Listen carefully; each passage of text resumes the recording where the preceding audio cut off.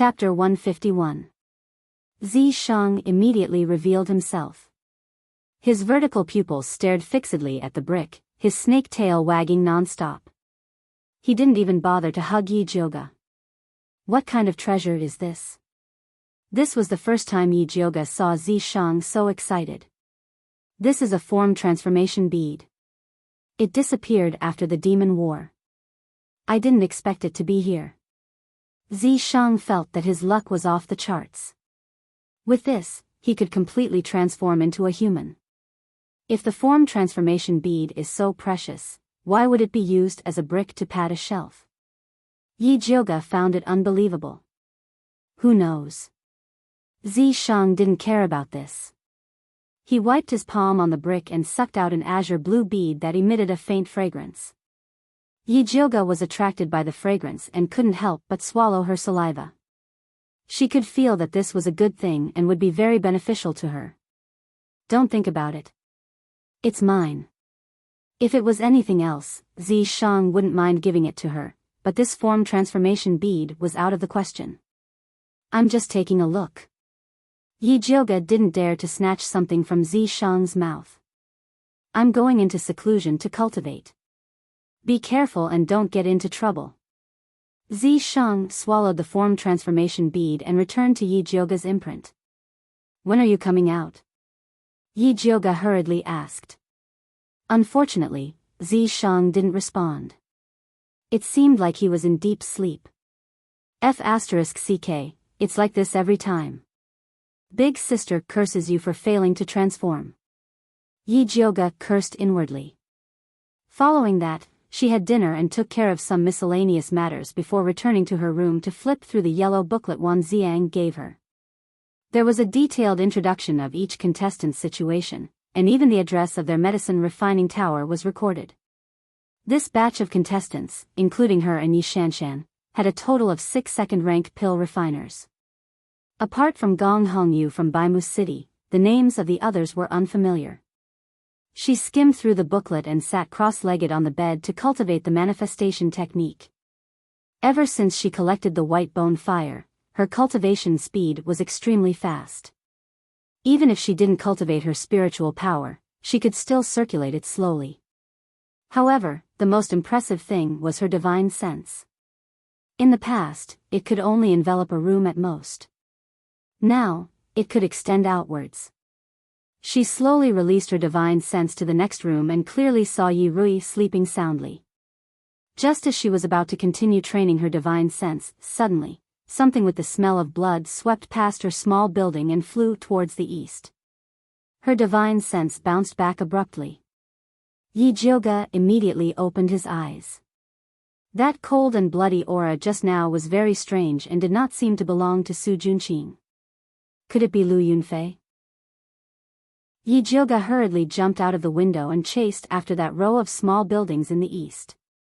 Unfortunately, after circling the inside and outside of the building, he could no longer find that strange aura. Other than the Crown Prince, Su Junqing, Yi Shanshan, and Gong Hongyu, she remembered that there were several other important people living here. Yi Jioga took out the yellow booklet again and started reading. She discovered that other than her, the other Tier 2 pill refiners were all living in the eastern building. Was it a coincidence or an accident? The more Yi Jioga thought about it, the more uneasy he became. He returned to his room and had a sleepless night. He got up before dawn to look for Aunt Chong. Aunt Chong, was there any movement at the east building last night? Yi Jioga asked. No, the guard on duty last night said it was very peaceful there. Did young miss discover something? Auntie Chong quickly asked. If Yi Jioga discovered something and they did not know about it, then they would have failed in their duties. No, I was just casually asking. Yi Jioga shook his head and could not help but look towards the east. He saw that it was very quiet there. Other than the servants coming in and out, there was not a single pill refiner walking around. Everyone was focused on preparing for the competition tomorrow. Thinking about the competition tomorrow, Yi Jioga could only put down the questions in his heart and wholeheartedly prepare for the competition. The next day, the pill refining competition officially began. All the participants had to wait in the pill refining pavilion's hall to enter. Yi Jioga pulled Yi Rui to a corner and carefully observed the Tier 2 pill refiners participating in the competition. Gong Hongyu wore a red dress today and stood in the middle of the hall. She was very arrogant and looked at the others with disdain. It was as if she was saying that all of them were trash who were here to spar with her. Yi Shanshan wore a white dress and stood beside Gong Hongyu like a white lotus.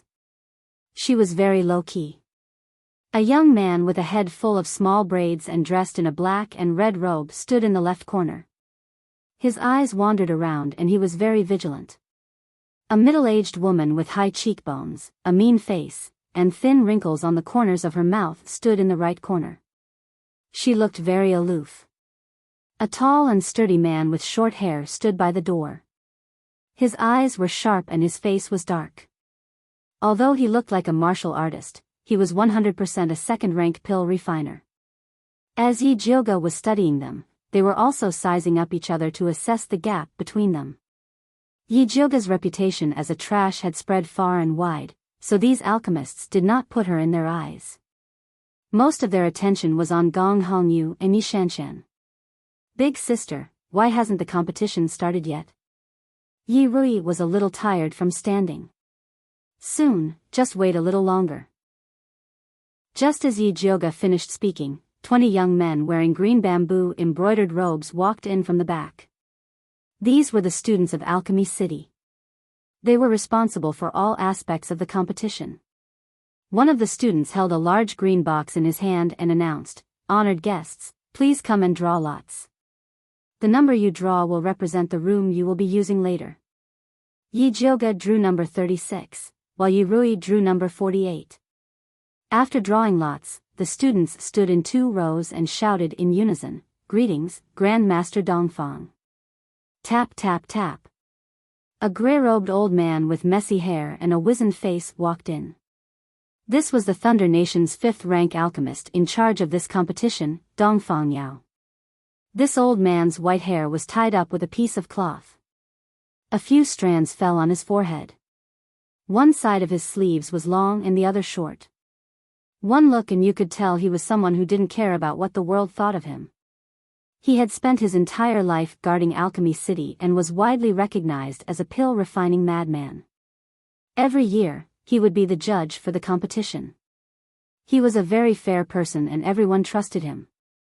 Dongfang Yao was a man of few words. He immediately rang the bell and announced the start of the competition. Yi Jioga's alchemy room was in the middle right corner with a simple layout. On the left was a second-grade alchemy cauldron while on the right were tools used to process ingredients. None of the alchemy rooms had roofs so that the judges could observe from above. Today's test is the heart-nourishing pill. Dongfang Yao's voice echoed throughout the venue. Yi Jioga was startled when she heard the question. Chapter 152. Yi Jioga remembered that in the past alchemy competitions, the first 2 rounds were all about basic pills, and only in the last round would the more difficult pills appear. Who would have thought that they would use such a big move in the first round? No wonder the recommendation was cancelled. Gosh, how could it be the heart-nourishing pill? I've never practiced it before. Many examinees started wailing. The heart-nourishing pill was a rather unpopular pill. Coupled with the fact that the required herbs were rather complicated, very few people would refine this pill. Aside from experience, pill concoction also requires the ability to learn and comprehend. I will give you 3 sets of medicinal herbs and a pill formula. If you feel that you cannot concoct it, you can scram now, Dongfang Yao said impatiently. In the past, he had always relied on the basic pills that alchemists often refined. Every time he appraised the pills, it would be difficult to determine which one was better, which made him feel very annoyed. Recently, he had been researching a new pill formula, so he was not in the mood to host this alchemy competition. Thus, he simply chose a pill that no one practiced often and eliminated most of the people first. A 5th-grade imperial alchemist was just that capricious. Although Yi Jioga had never refined the heart-nourishing pill before, she was not afraid of it. The heart-nourishing pill required 49 types of medicinal herbs to be concocted, and the apprentice brought over a large basket of medicinal herbs. Yijioga poured out the medicinal herbs from the basket and arranged them in the small bamboo basket. When she examined the heart-nourishing flower, her pupils suddenly contracted. The heart-nourishing flower was about the size of a thumb. It had pink petals and gray stamens. It was the main ingredient of the heart-nourishing pill. In this large bunch of heart-nourishing flowers, there were a dozen small flowers with black spots on their stamens. It was impossible to distinguish them from each other. However, Yijioga's eyesight was extraordinary. He could tell at a glance that this small flower with a black stamen was not a heart-nourishing flower, but a heart-devouring flower. Although the heart-devouring flower looked very similar to the heart-nourishing flower, its effects were the exact opposite. If it was refined as a heart-nourishing flower, it would become a highly toxic pill. Consuming it would result in a loss of spiritual energy, and in severe cases, death. Because they grew up in different environments, most people wouldn't make a mistake. Unless, the person who delivered the medicine made a mistake on purpose. Yijioga looked up at a tall and skinny apprentice in front of him. He was the one who had delivered the medicine. The apprentice happened to be peeking at her out of the corner of his eye. When their eyes met, he immediately turned his face away guiltily. Other than the crown prince, she couldn't think of anyone else who could instruct an apprentice to tamper with her herbs. If it was an alchemist who was not familiar with the heart-nourishing pill, he might really fall for it. But to Yijioga, it was a piece of cake. She didn't want to make it public, because it was useless to say it. The heart-devouring flower and the heart-nourishing flower looked very similar, so it was reasonable for the apprentices to say that they had made a mistake. Moreover, the selection of medicinal herbs was originally a part of the competition, so there was nothing to make a fuss about. After Yijioga picked out all the heart-devouring flowers, he went to check the alchemy furnace and indeed found a problem. There were a few small holes on the furnace, which would lower the grade of the pill. Yijioga didn't stand on ceremony this time and directly called the apprentice over to ask for a new alchemy furnace. In the referee room on the top floor.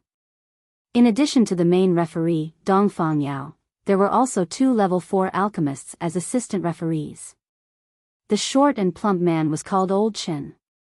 The tall and thin man was called Elder Shao. Both of them were elders of Alchemy City. In addition to the 3 referees, the crown prince, Dongfang Jianming, was also present. He was respectfully standing beside Dongfang Yao, accompanying him to observe the situation of the various alchemy rooms. Now that all the apprentices had started to concoct the medicinal herbs, Yijioga's movements immediately attracted Dongfang Yao's attention. "What's the matter with number 36? Dongfang Yao frowned and asked. "She said that there's a problem with the alchemy furnace and wants us to give her a new one." Dongfang Yao's head apprentice, Li Zijuan, quickly asked about the situation. "Didn't I ask you to inspect it carefully? How could there be a problem?" Dongfang Yao's sharp eyes swept over. This was because the alchemy competition's medicinal herbs and equipment were distributed uniformly. Thus, he was very strict about this. "This disciple has failed in his duty, please punish me, master." Li Zijuan immediately bowed and apologized. "Uncle, this matter can't be blamed on Zijuan. That number 36 Yijioga is a famous troublemaker. Unless you give her the 30,000 gold cauldron, she won't be satisfied." The crown prince added oil to the fire. "Who is Yijioga?" Dongfang Yao was stunned. "She's Grandmaster Yun's granddaughter." Elder Chen added. "Isn't Grandmaster Yun's granddaughter trash? Why is she participating in the competition?"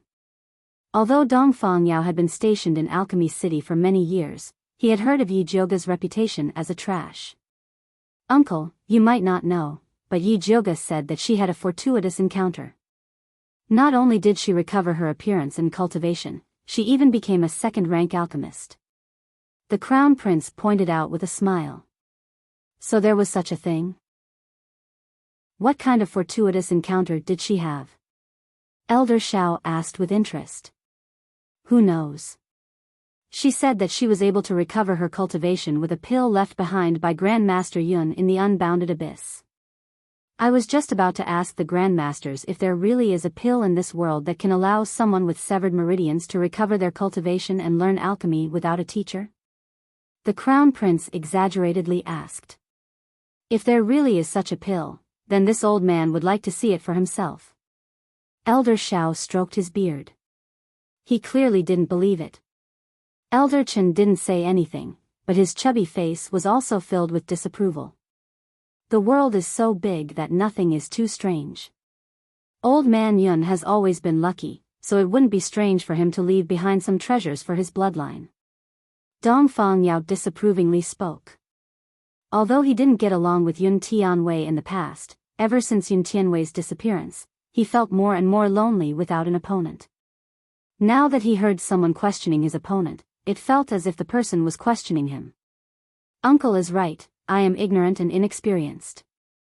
The Crown Prince didn't think that the imperial uncle would speak up for Yi Jioga. He originally wanted to pour dirty water on Yi Jioga, but he immediately swallowed it back down.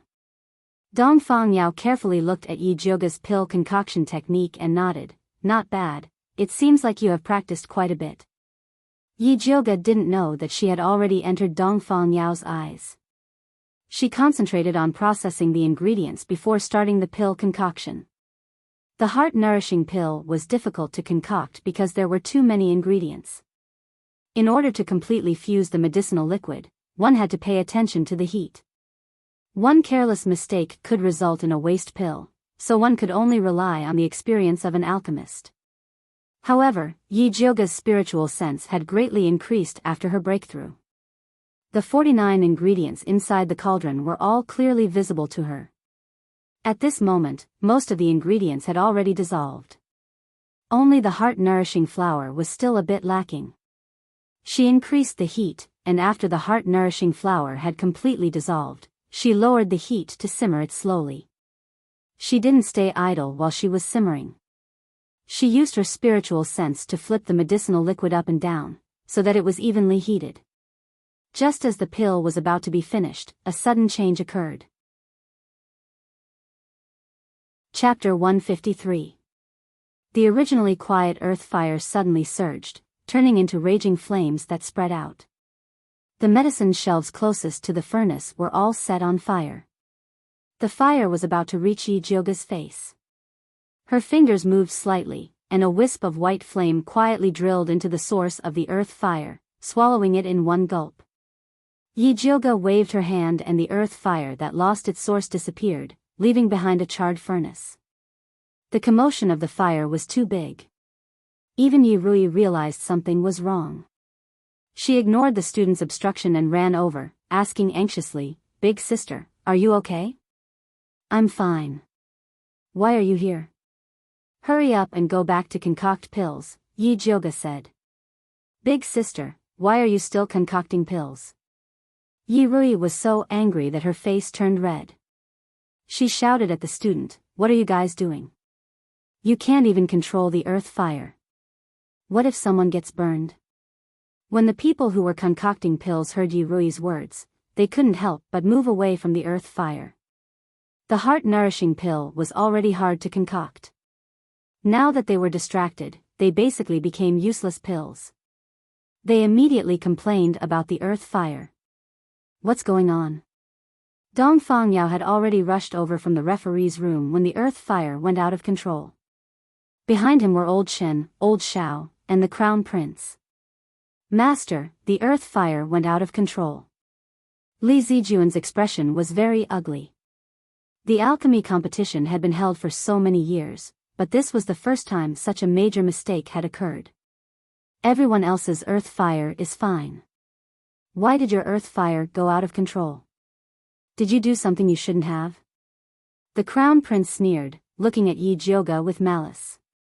"If I knew how to make the earth fire go out of control, I would be the Crown Prince," Yi Jioga said sarcastically. "What do you mean by that?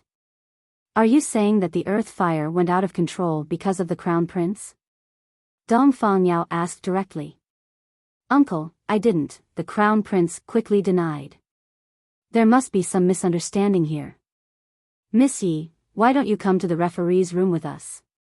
Old Chen saw that the situation was bad and quickly said.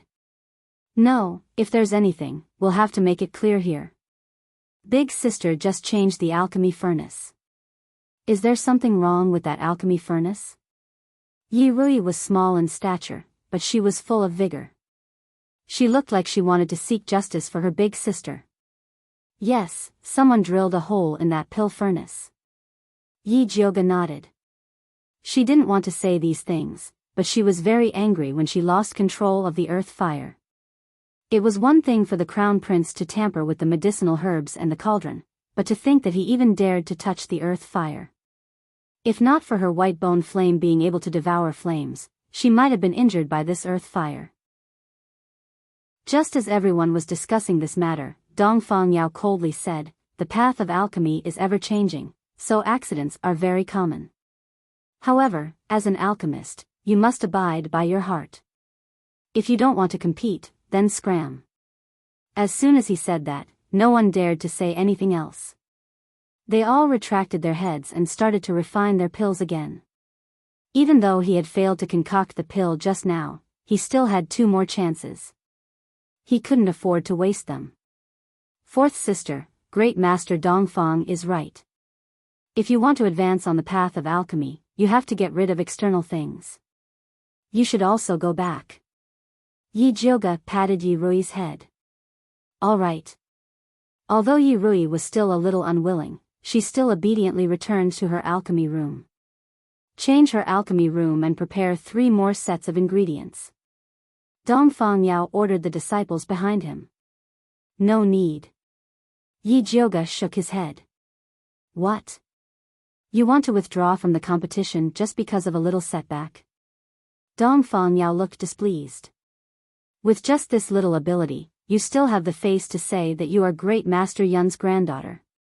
The crown prince sneered from the side. I don't want to withdraw from the competition. Yi Jioga said with an innocent face. Then what do you want?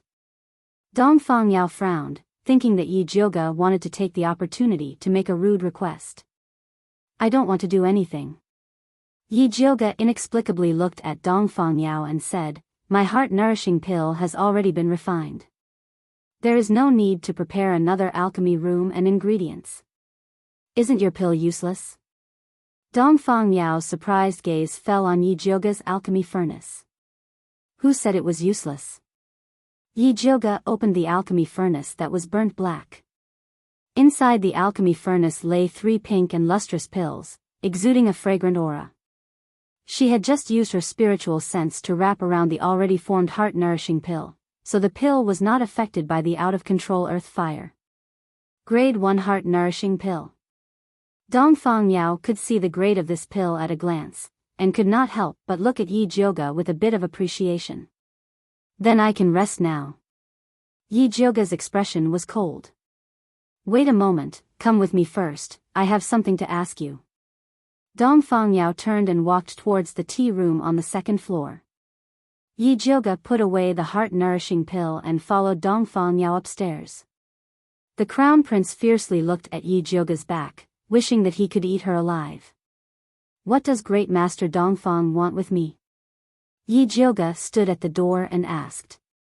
Dongfang Yao was also a clever person. He did not invite Yi Jioga to sit down, and directly asked, Girl, are you selling the spiritual fire in your body? Yi Jioga's pupils suddenly shrank. He did not think that even though he was so careful, he would still be able to detect the existence of the white bone fire. However, at this time, he absolutely could not admit it. Yi Jioga was just about to play dumb, when Dongfang Yao opened his mouth and said, It is useless for you to deny it, this old man has his own way to test it. The earth fire here is something that I have spent countless efforts to cultivate. You commanded the spiritual fire to swallow it, shouldn't you give this old man an explanation? Yi Jioga was silent for a moment, then said, That is because you harmed me first. This time, it is indeed our dereliction of duty. This old man will definitely give you an explanation after investigating. Although Dongfang Yao was obsessed with cultivation, he was not a fool who did not know anything. Even if Dongfang Jianming is behind this, can you give me an explanation? Yi Jioge raised his eyebrows, his face was full of disbelief. Even if Dongfang Yan is behind this old man can still give you an explanation. Dongfang Yao was very domineering, he did not even put Xian Wu Emperor Dongfang Yan in his eyes. Yi Jioge could see that Dongfang Yao was not lying to her. But even so, she could not sell the white bone fire to him.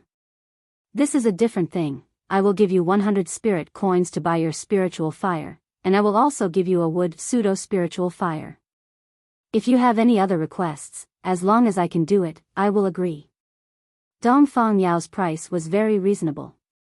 1 spirit coin was equivalent to 10,000 gold, but even gold could not be exchanged for spirit coins.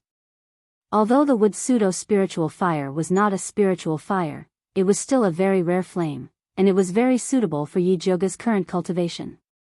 The most important thing was the promise of Dongfang Yao, a rank 5 alchemist of the imperial family. If it was someone else, they would have been tempted, but unfortunately, Yi Jioge could not sell it, he would die if he sold it. Chapter 154. Little girl, this price is already very reasonable. Don't push your luck. Dongfang Yao said with dissatisfaction. I'm not pushing my luck. I'm not selling. Yi Jioge said plainly. She had already integrated the white bone fire into her dantian. Digging it out was the same as opening a hole in her dantian. If you don't want to sell, then forget it. Dongfang Yao waved his hand in annoyance. If it was a small alchemist, he would have taken the spiritual fire even if he had to. However, Yi Jioge was Yun Tianwei's granddaughter, so he couldn't bring himself to do it.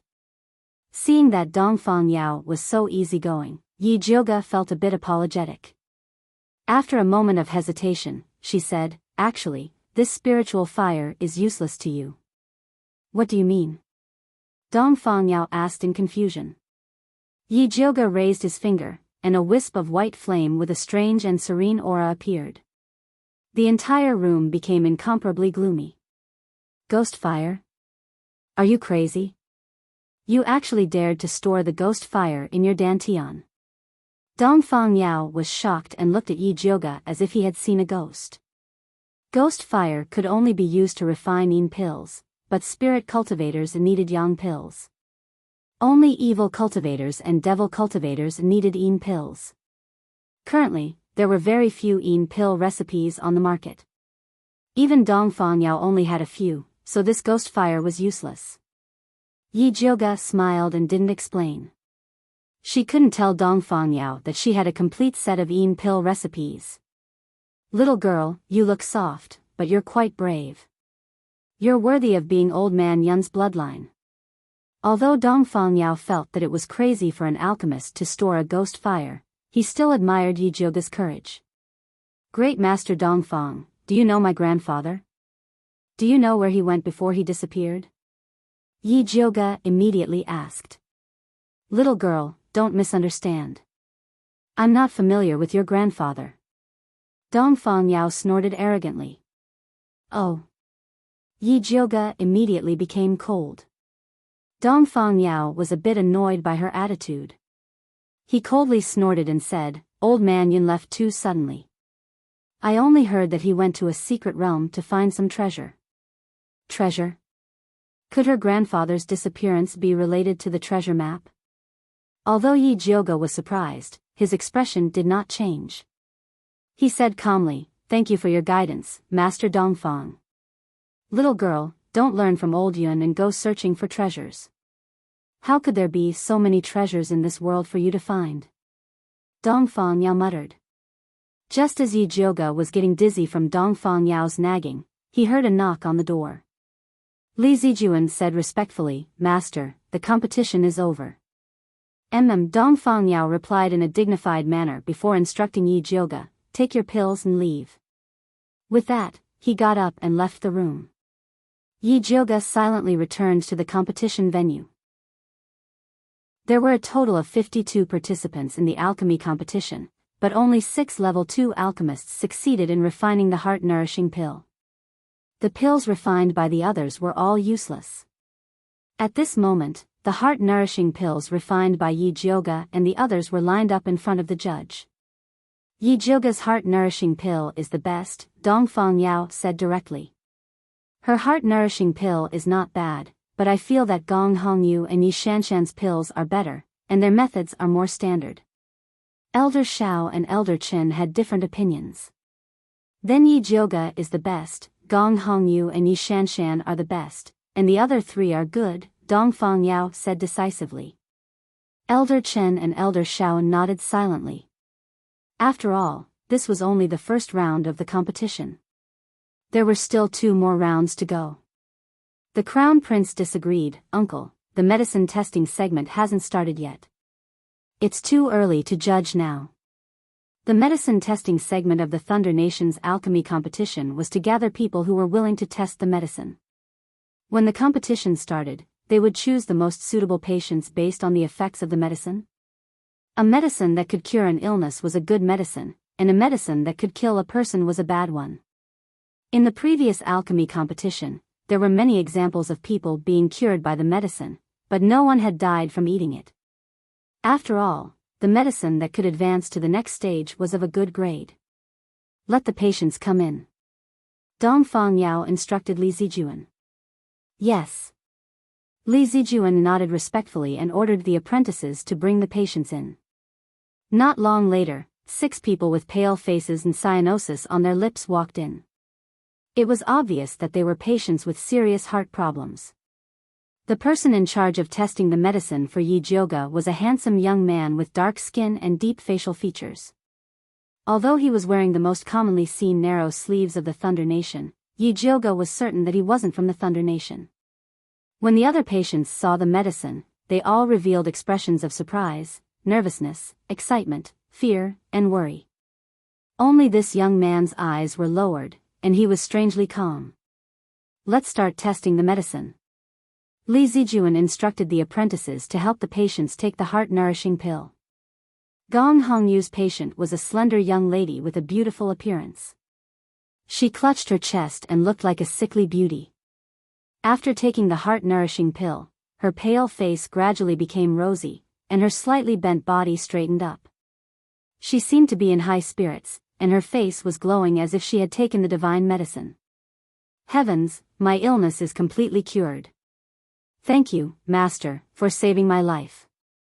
The lady immediately knelt on the ground and began to sob. From what I see, Gong Hongyu's medicine is the most outstanding. The Crown Prince nodded in satisfaction. Yi Jioga's eyes flashed with a trace of disdain.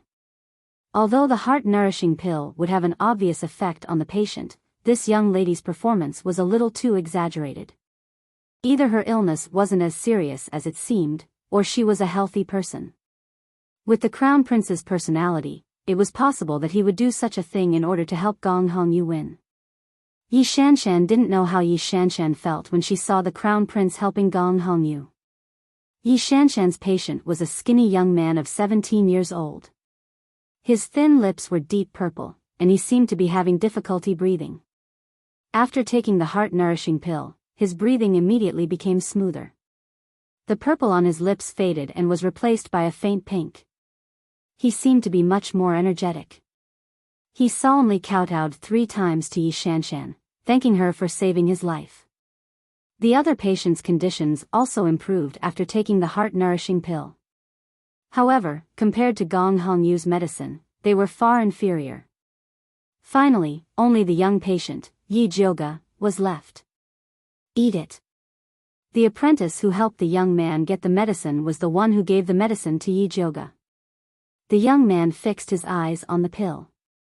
His slightly dark handsome face revealed a determined expression. He took it and swallowed it. Because Yi Jioga's medicine was rated the best, everyone wanted to see the effect of her medicine. After taking the heart-nourishing pill, the young man's pale face gradually became rosy. His purple lips also returned to normal. Although it wasn't as exaggerated as Gong Hongyu's, the effect was not bad. At this point, the medicine testing segment was over. The Crown Prince was just about to suggest changing Gong Hongyu's medicine to the best when there was a sudden commotion among the people testing the medicine. The young man who took Yi Jioga's medicine staggered and rushed out. His expression was ferocious and painful. He opened his mouth as if he wanted to say something, but he suddenly spat out a mouthful of bright red blood and fell heavily to the ground. Chapter 155. What's going on? Everyone was shocked. Yi Jioga immediately rushed forward to check the young man's pulse and discovered that his heart meridians were all broken. It was a miracle that he didn't die. She took out the thunder fire needle and sealed his broken heart meridians. She then raised her head and shouted at Li Zijuan, "Prepare a quiet room for me. I want to treat him." Oh. Li Zijuan was about to instruct the apprentices to prepare a room when he was stopped by Gong Hongyu. She pointed at Yi Jioga and shouted, "Yi Jioga, you actually refined a poisonous pill to harm people. You're simply heartless and heartless." After saying that, she turned to look at the judges and said, "I strongly request that the alchemy competition disqualify her." "I agree." The Crown Prince immediately nodded. "Agree, your grandpa." Yi Jioga raised his head and said angrily, "Saving people is more important. Is this the time to talk about this? He was poisoned to death by you and you still have the face to talk about saving people." Gong Hongyu coldly snorted and said to Dongfang Yao, "Grandmaster, Yi Jioga is vicious and merciless. You must not tolerate her." Dongfang Yao picked up Yi Jioga's remaining heart-nourishing pill and sniffed it. He frowned and said, "There's no problem with these pills. Grandmaster, Yi Jioga's tester died in front of you. How can you say that there's no problem?" Gong Hongyu agitatedly said. "Gong Hongyu, you keep saying that there's a problem with my pills. Did you do something?" Yi Jioga saw that he couldn't save people if he didn't clear the pill. He simply stood up and pointed at the tall and thin apprentice and said, "He put the heart-devouring flower in my ingredients. You must have instructed him." "What heart-devouring flower? I never sent it." The tall and thin apprentice hurriedly shook his head in denial. "If you didn't send these heart-devouring flowers, then did I bring them in myself?" Yi Jioga took out a heart-devouring flower from his pocket and sneered. Li Zijuan took the ingredients from Yi Jioga's hands and carefully looked at them before handing them to Dongfang Yao. "It seems to be heart-devouring flower." Dongfang Yao glanced at it and knew it was heart-devouring flower.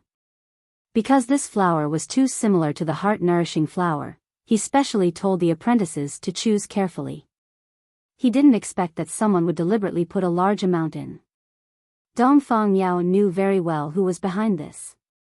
He had wanted to warn the Crown Prince after this round of competition was over, but he couldn't help it now. The Crown Prince didn't know that his uncle was already dissatisfied with him. He said with justice, "I don't know anything about the heart-devouring flower. I only know that your medicine tester died after eating your pill. This is your responsibility. Unfortunately, my medicinal tester is still alive." "I fear I will have to disappoint your highness," Yi Jioga said coldly. Although the medicine tester was no different from being dead, she had to save him because of the Crown Prince's words. Dongfang Yao calmly stepped forward to take the pulse of the youth. He then took out a bottle of third-stage heart-nourishing pills and said to Yi Jioga, "Let him take this." Yi Jioga took it without hesitation and poured it all into the young man's mouth. The young man's deathly pale face finally regained some color. "Imperial uncle, he is just a tester. You actually gave him such a good pill. Isn't it too wasteful?" The Crown Prince was furious. A third-stage heart-nourishing pill was something that couldn't be bought with money. To actually give it to a dying alchemist, the imperial uncle was really muddle-headed. Because the young man's condition was the most serious, his heart meridian was already extremely weak. He could die at any moment, so the imperial uncle specially gave it to Yi Jioga. He didn't think that the imperial uncle would help Yi Jioga like this. "Shut up." Dongfang Yao raised his head and fiercely said to the Crown Prince, "Before you came, everything was normal. Now that you've interfered, there are problems everywhere. I can't tolerate a big Buddha like you here. You should go back to Shangjing." "Imperial uncle, what do you mean?" The crown prince was so shocked that his voice trembled. That's right, great master Dongfang. It was clearly Yi Jiuge who made the wrong pill and caused the death. How can you blame the crown prince? Gong Hongyu was also dissatisfied. She wanted to help the crown prince, but she didn't think that Dongfang Yao was preparing to deal with her. Gong Hongyu, you are disqualified. Dongfang Yao's eyes were very cold. Why? Gong Hongyu screamed. Because you cheated. Dongfang Yao wasn't blind. He could naturally see that Gong Hongyu's tester was not a patient. If it was any other time, he would turn a blind eye. After all, Gong Hongyu's pills were quite good.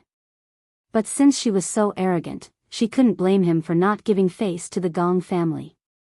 Gong Hongyu was so angry that she trembled, but she didn't dare to contradict the angry Dongfang Yao. She fiercely glared at Yi Jiuge, then ran out in tears.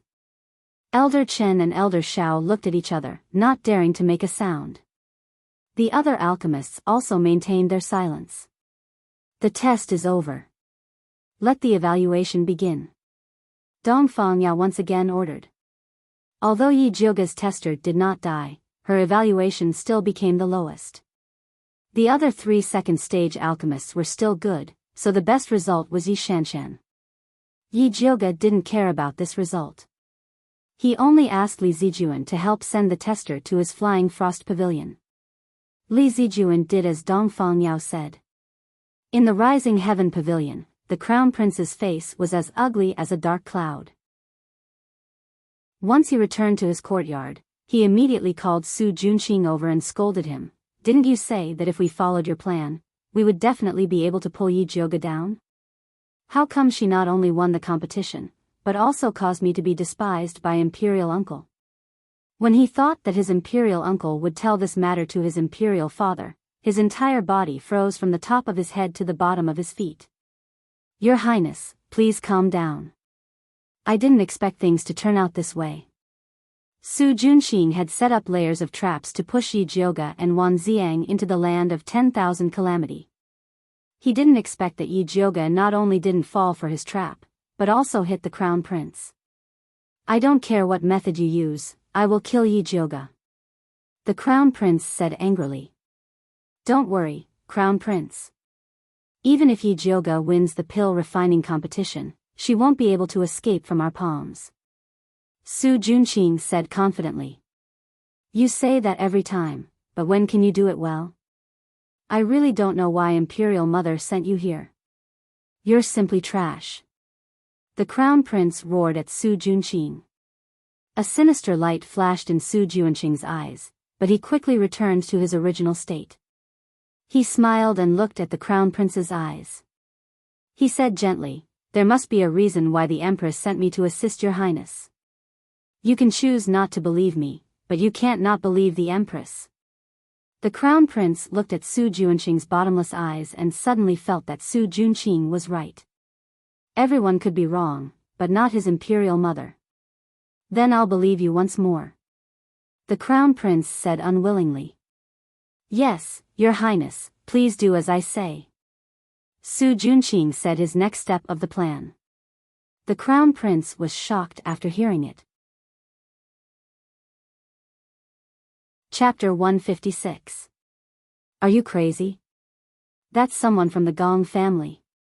The crown prince looked at Su Junqing in disbelief. Your Highness, this subordinate knows that you want to rope in the Gong clan, but Gong Hongyu is definitely not a good choice, because the person she likes is Dongfang Quebec. No matter how well you treat her, it's useless. Su Junqing said slowly.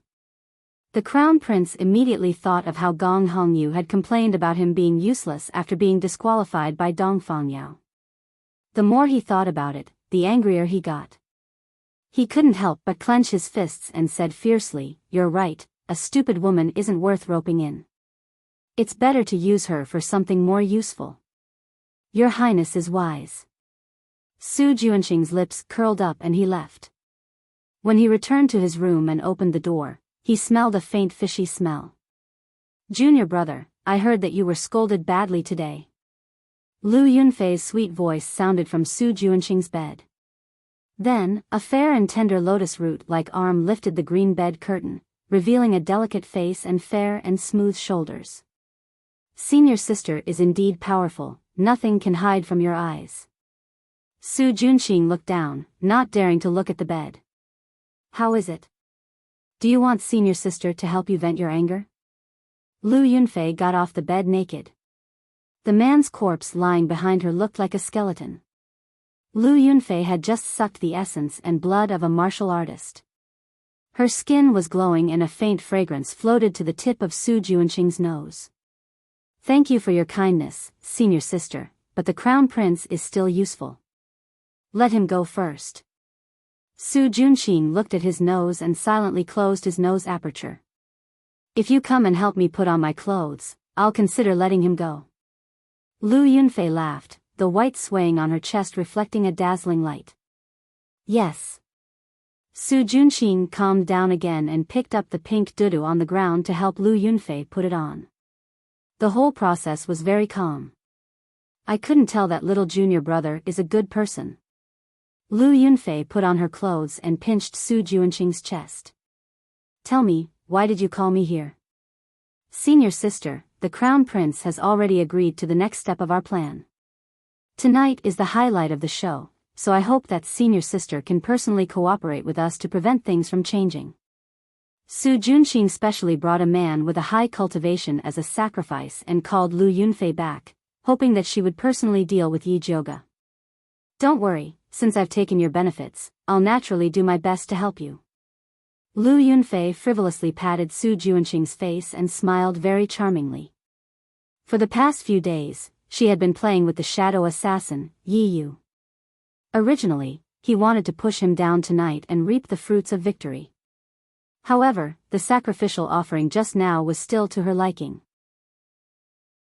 She was very full now, so she decided to pick the night feather later. Thank you, senior sister. Su Juanqing had a grateful expression, but in his heart, he was very dissatisfied. This wasn't his mission alone, but Lu Yunfei looked like she was here to help. However, no matter how dissatisfied he was, he did not dare to make a sound. If he failed this mission, Lu Yunfei would at most be confined and punished by the elder ancestor, but he would not be able to escape death. Alright, I'll go meet that prey now. Lu Yunfei stuck out her pink tongue and licked her lips, muttering to herself, although that woman's temper is a bit bad, her skin is not bad. With that, her figure disappeared like a ghost. Su Juanqing silently destroyed the dried corpse on the bed and tidied up the messy room. Then, he opened the window and looked towards the west direction of the Flying Frost sect, laughing coldly in his heart. Yi Jioge, tonight will be the day of your death. At this moment, Yi Jioge was in the backyard of the Flying Frost sect treating the youth who was testing the medicine.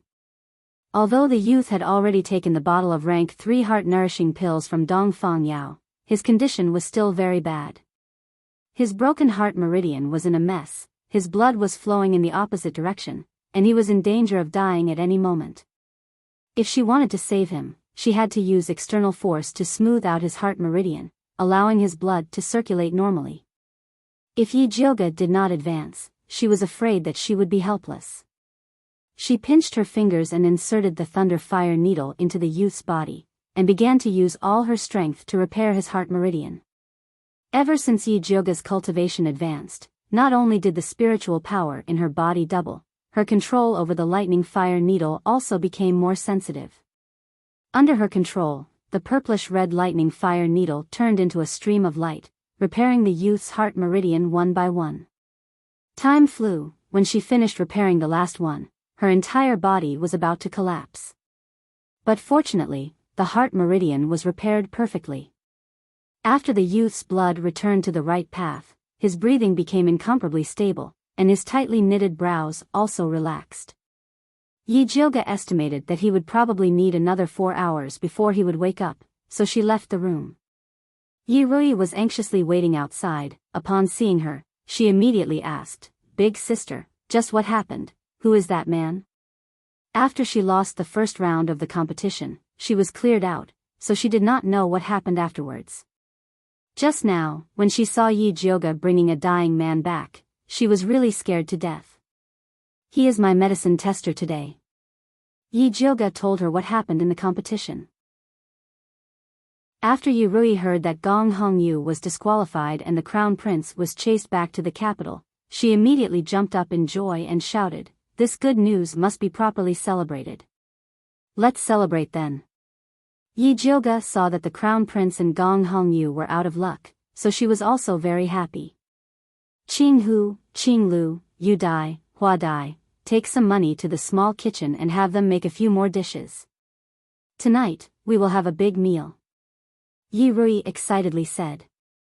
"Yes." Qing Hu, Qing Lu, and Yu Dai all responded. "Where is Hua Dai?" Yi Jioga glanced around and found that a little maid was missing. Hua Dai heard that there is a pastry shop in Alchemy City that makes very authentic hawthorn cakes, so she wanted to buy them for Big Miss to try. Looking at the time, they should be back soon, Yu Dai quickly said. Yi Jioga couldn't help but frown and said, "These days are not peaceful, don't go out too much in the future." This time, the crown prince suffered such a big loss, so he was afraid that he would not be satisfied and randomly bite people. "Yes, this servant understands." Yu Dai and the others quickly nodded. Qing Hu took the money to the small kitchen and came back to report, "Big Miss, official one has come to visit and is waiting in the front hall." Although Wan Ziang and Yi Jioga were very familiar, there was a difference between men and women, so visiting etiquette was still necessary. "Tell him to wait for a moment. I will go down after I change my clothes." Yi Jioga's body was filled with the smell of medicine. "Yes." Qing Hu bowed and went down. Yi Jioga changed his clothes and came to the front hall to see Wan Ziang sitting on a chair with a frown. "Big brother Wan, is there something troubling you?" Yi Jioga curiously asked. "This time, I came to tell you something." Wan Ziang brought bad news to Yi Jioga. Chapter 157. When Bai Songling was escorting Yi Jioga, she noticed that many spiritualists who came to participate in the alchemy competition had gone missing. There were more than a dozen of them, and Bai Songling suspected that they were captured by the Bloodlust sect. The Bloodlust sect dares to attack spiritualists so brazenly. How audacious! Yi Jioga frowned. In the past, the Bloodlust sect only dared to capture ordinary people to train. Even if they wanted to deal with spiritualists, they had to do it in secret. Now, they had captured more than a dozen spiritualists. That was insane. Songling has already reported this to the Spiritualist Alliance. They're going to send someone to investigate. Wan Ziang was also shocked by the evil cultivator's generosity. A dozen spiritualists was not a small number. They had to report it to the Spiritualist Alliance. Otherwise, the Spiritualist Alliance might even blame them for hiding the truth. Do you know who they'll send? Yi Jioga was worried that the Spiritualist Alliance would send an arrogant idiot who would drag them down. "I'm not sure." Wan Ziang shook his head. His network wasn't strong enough to infiltrate the Spiritualist Alliance. "But don't worry, the Thunder Nation is still our territory. The Spiritualist Alliance is mainly here to investigate. We just need to stabilize ourselves." Wan Ziang had been in the alliance before and knew how slow they were. However, as long as the Spiritualist Alliance decided that the Bloodlust sect was a scourge, they would issue a kill order and all spiritualists would hunt them down. This was the most important thing. Emicham, Yi Jioga was confident in Wan Ziang's judgment. "This is still a secret. Don't tell anyone else in case they panic," Wan Ziang warned. "Don't worry, I know the severity." "Oh right, where's Yi? Why hasn't he come to find me?" Yi Jioga hadn't seen Yi in 3 days. It was strange. Yi found Lu Yunfei outside the city and is looking for her, Wan Ziang said. "Tell him to be careful." Yi Jioga told Wan Ziang about the evil cultivator's aura last night. "Don't worry, I'll keep an eye on the crown prince." Wan Ziang didn't dare to relax. There's no need to keep an eye on him. The crown prince is preparing to scram back to Shangjing. Yi Jioge told him about the competition again. Wang Xiang was shocked, but he quickly smiled. I believe that once this news spreads, it will be very difficult to keep the position of the crown prince. No one knew better than him how much importance the emperor placed on this alchemy competition. Not only did the crown prince not do his job properly, but he also abused his power to disrupt the competition and made a mess. If the emperor knew about this, he would definitely be furious. Originally, after the news of Dongfang K's recovery had spread, the ministers had always wanted to change the position of the crown prince. Now that the crown prince had handed himself over, it was really frighteningly stupid. Logically speaking, the crown prince shouldn't be so stupid. Based on Yi Jioge's understanding of the crown prince, no matter how much he hated him, he wouldn't joke about the competition. The crown prince's recent actions are indeed somewhat abnormal, Wang Xiang thought for a moment, then said hesitantly, could he have also fallen for Su Junqing's bewitching spell? It's possible, then it's really a dog-biting dog, a mouthful of fur, Yi Jioge said with schadenfreude. Su Junqing never does useless things, you must not let your guard down. Look after the people around you, in case they are used by him.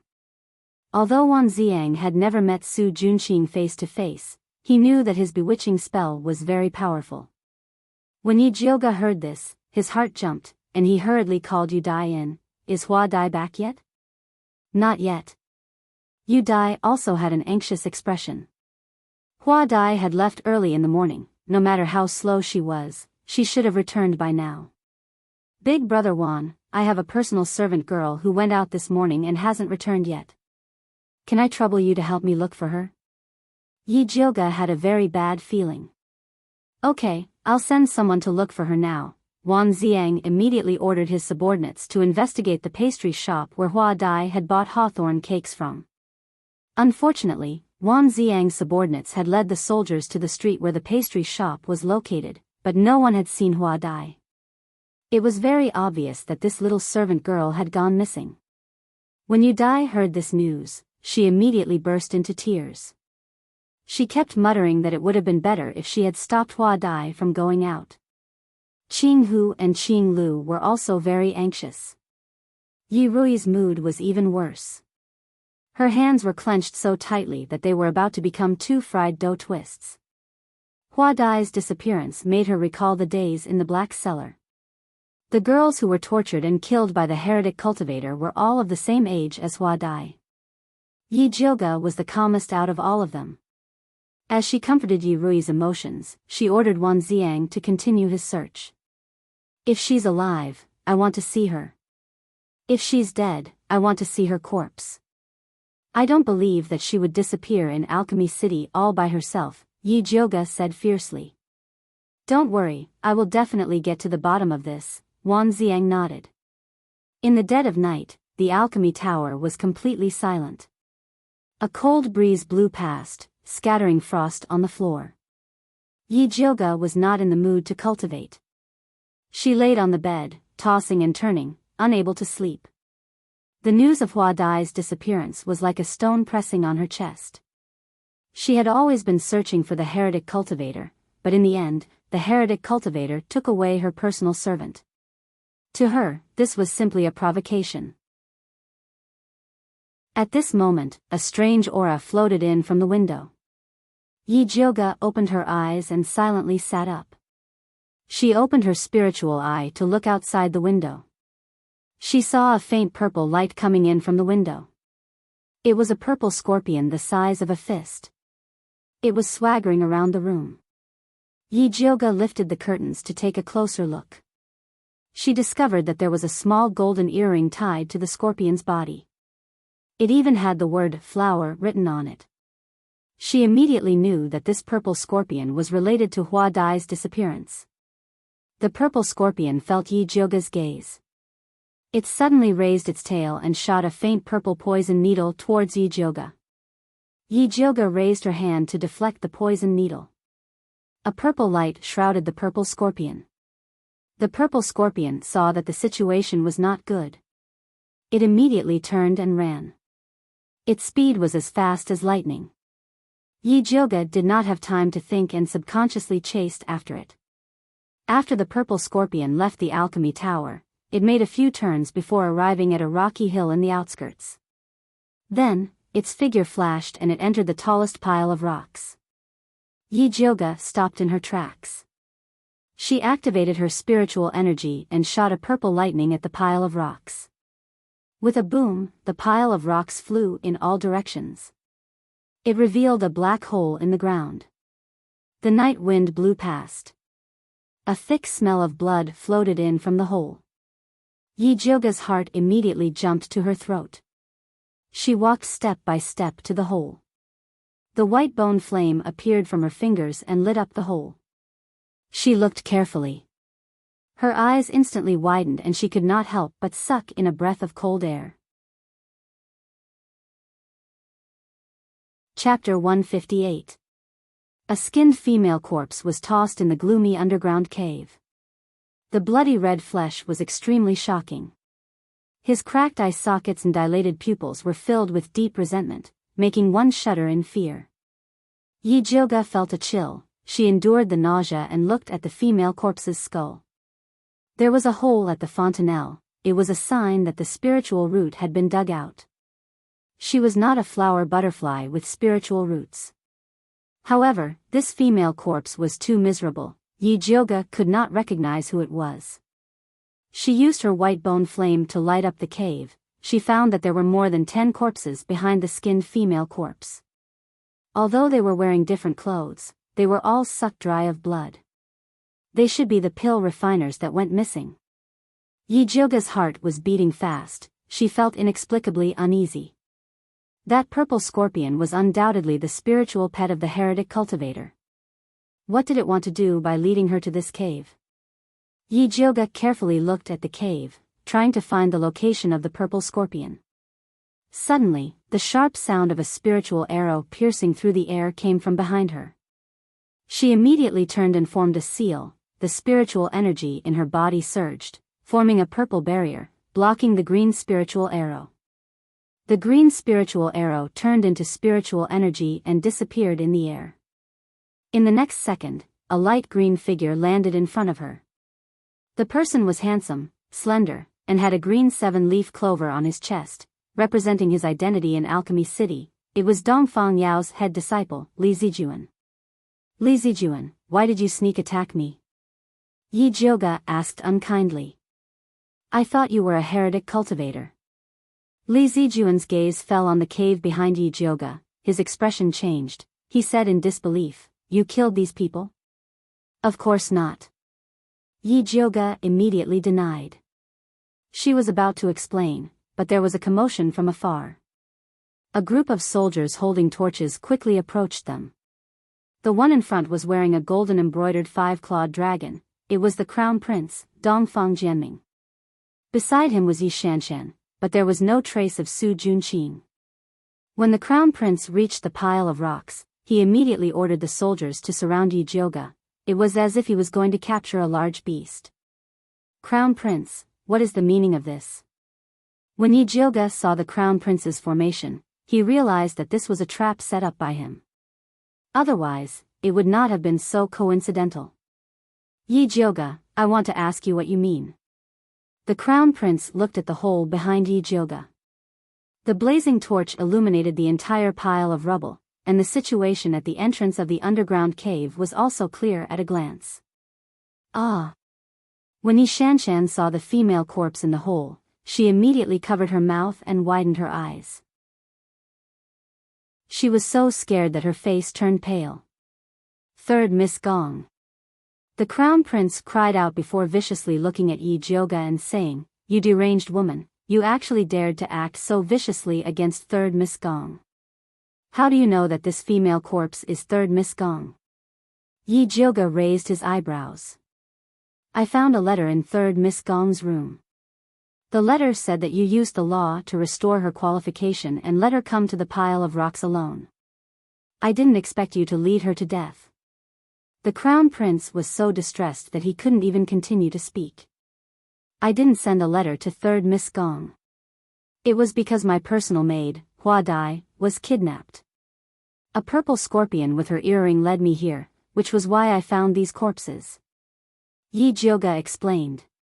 Yi Jioga, you still dare to quibble at this point?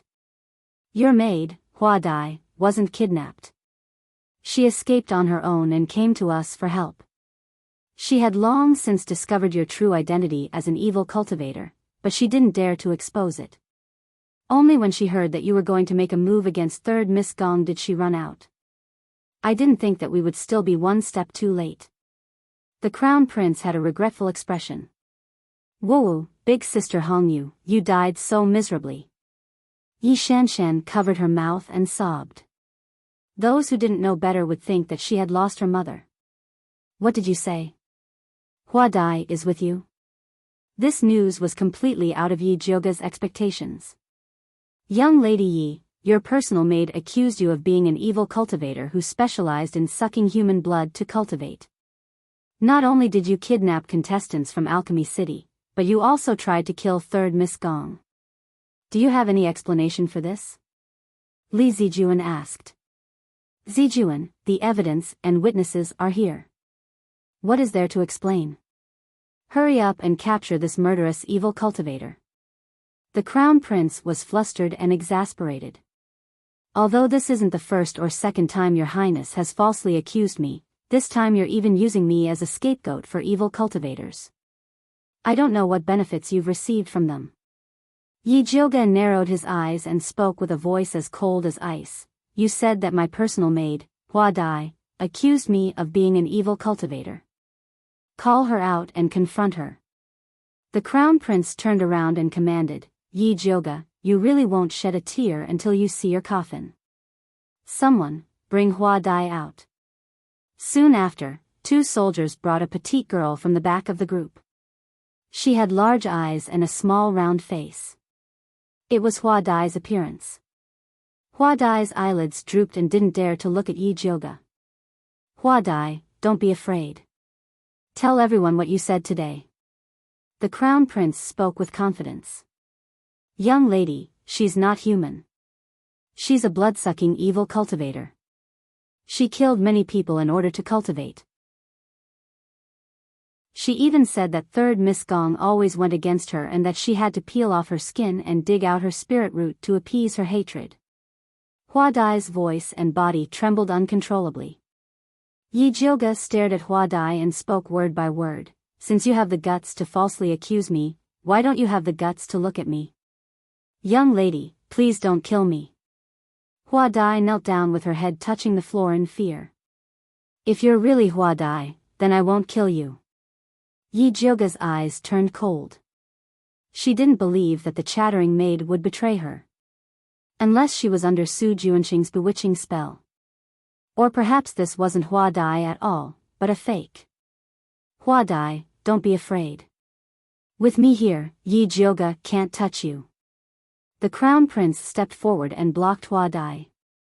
He pointed at Yi Jioga and shouted, Yi Jioga, you bloody and cruel evil cultivator. You killed so many people for the sake of cultivating evil techniques. Hurry up and surrender. Your Highness, if I'm really an evil cultivator, can't Master Dongfang tell? Yi Jioga looked at Li Zijuan and said, evil cultivators all have evil energy and can't hide it from people with higher cultivation. Master Dongfang is a spirit master. Do you think I can hide it from him? This. Li Zijuan obviously didn't dare to say that his master was wrong. However, the Crown Prince had Gong Hongyu's will and Yi Jioga's maid as a witness. Yi Jioga was indeed suspicious.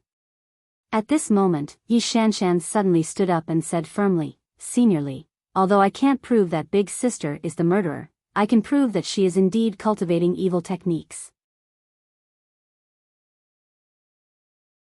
Chapter 159. Li Zijuan probably didn't expect Yi Shanshan to testify against her sister. He was stunned for a moment before asking, what evidence does second Miss Yi have? Senior brother Li, everyone in Shangjing knows that my big sister was seriously ill in the past. Her meridians were all broken and she couldn't cultivate. She was ugly and dull. But some time ago, she suddenly said that she had a fortuitous encounter in the abyss. Not only did her meridians recover, but her cultivation also skyrocketed. In just 3 months, she became a level 2 spirit pill master. Even her appearance became extremely beautiful. Other than cultivating evil arts, I can't think of any other fortuitous encounter that could make her change so much. Yi Shanshan said word by word. It could be seen that she had prepared these words in her mind before saying them. It had to be said that her words were very convincing. Even Li Zijuan felt that it was very plausible. He couldn't help but frown. His gaze fell on Yi Jioga's face. 3 years ago, because he admired Master Yun, he had met Yi Jioga in private. At that time, Yi Jioga was indeed ugly.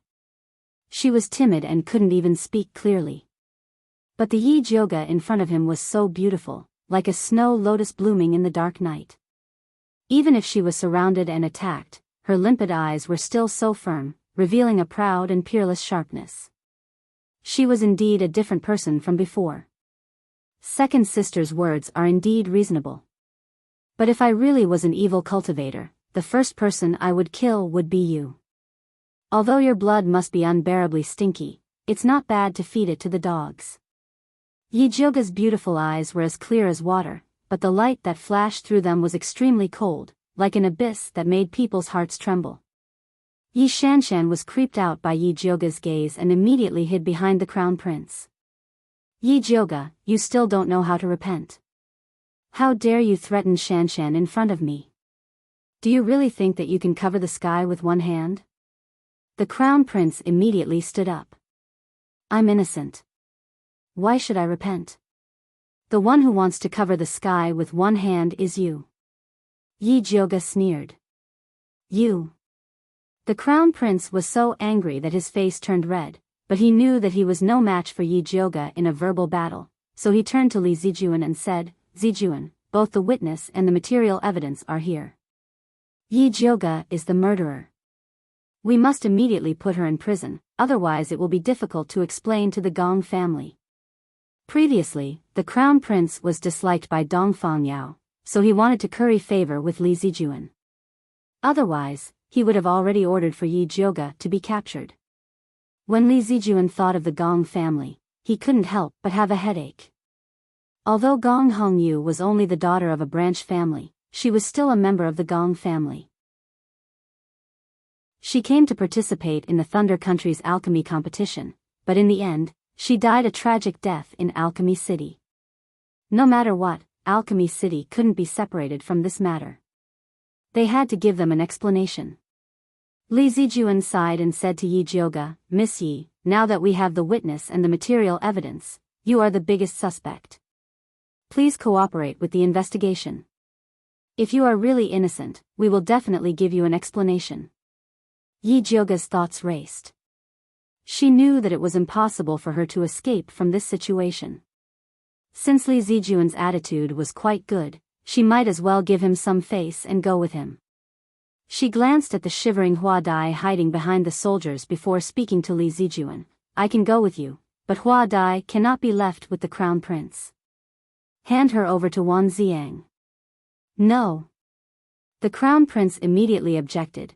Who doesn't know that Wan Xiang has an affair with you? How can Hua Dai be left alive in his hands? Yi Jioga narrowed her eyes at the crown prince before slowly speaking to Li Zijuan. The events of the alchemy competition are still fresh in our minds. You should be well aware of the crown prince's character. I don't trust someone like him to investigate the heretical cultivators. Who knows if he has an affair with them or not? Bullshit. How could I have anything to do with heretical cultivators? Don't slander me. The crown prince almost jumped out of his seat. Li Zijuan recalled the crown prince's manipulation of the alchemy competition and felt that he was an unreliable person, so he said, This matter happened in Alchemy City, so I have the responsibility to thoroughly investigate this matter. I will personally send someone to watch over Hua Dai. Zijuan. The crown prince shouted, but after seeing Li Zijuan's determined expression, he could only shut his mouth. Then you have to keep an eye on Hua Dai. Otherwise, after she is killed, they will blame it on me. Yi Jioga glanced at the crown prince with a clear hint of meaning. Of course. Li Zijuan nodded. He had his people watch over Hua Dai before speaking to Yi Jioga. Let's go. What about the corpses? Yi Jioga didn't move. I will send someone to deal with them later. Li Zijuan's expression was calm. It was clear that he wasn't going to do this himself. Yi Jioga frowned. These corpses were killed by a heretical cultivator, so there must be many clues left on them. It would be inappropriate to deal with them rashly. I suggest that you find a professional coroner or spirit doctor to take a look. You're right. Li Zijuan had a whole new level of respect for Yi Jioga.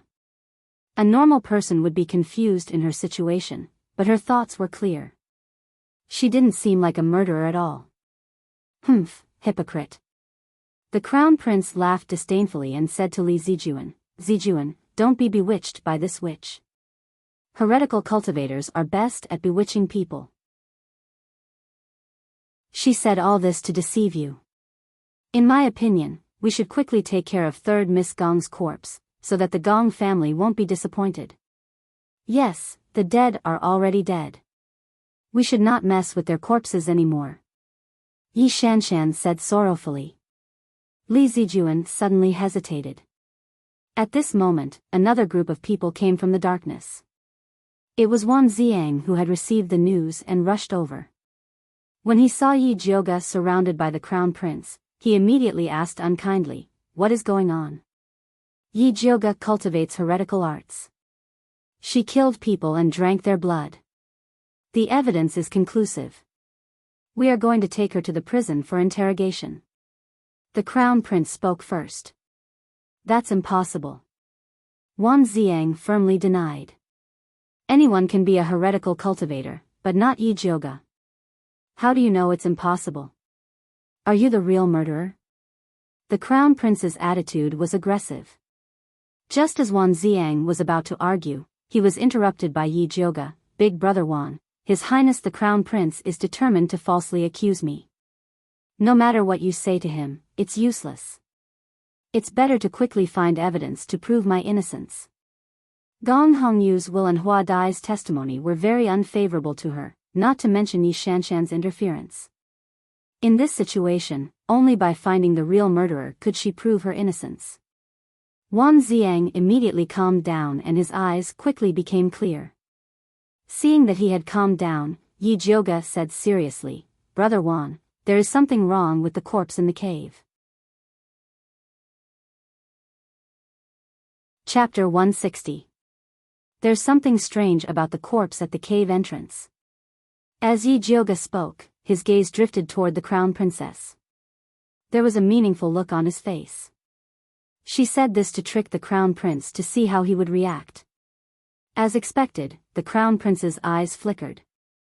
Previously, when Su Junqing told him that he wanted to use Gong Hongyu to deal with Yi Jioga, he did not know that this matter was related to the evil cultivator.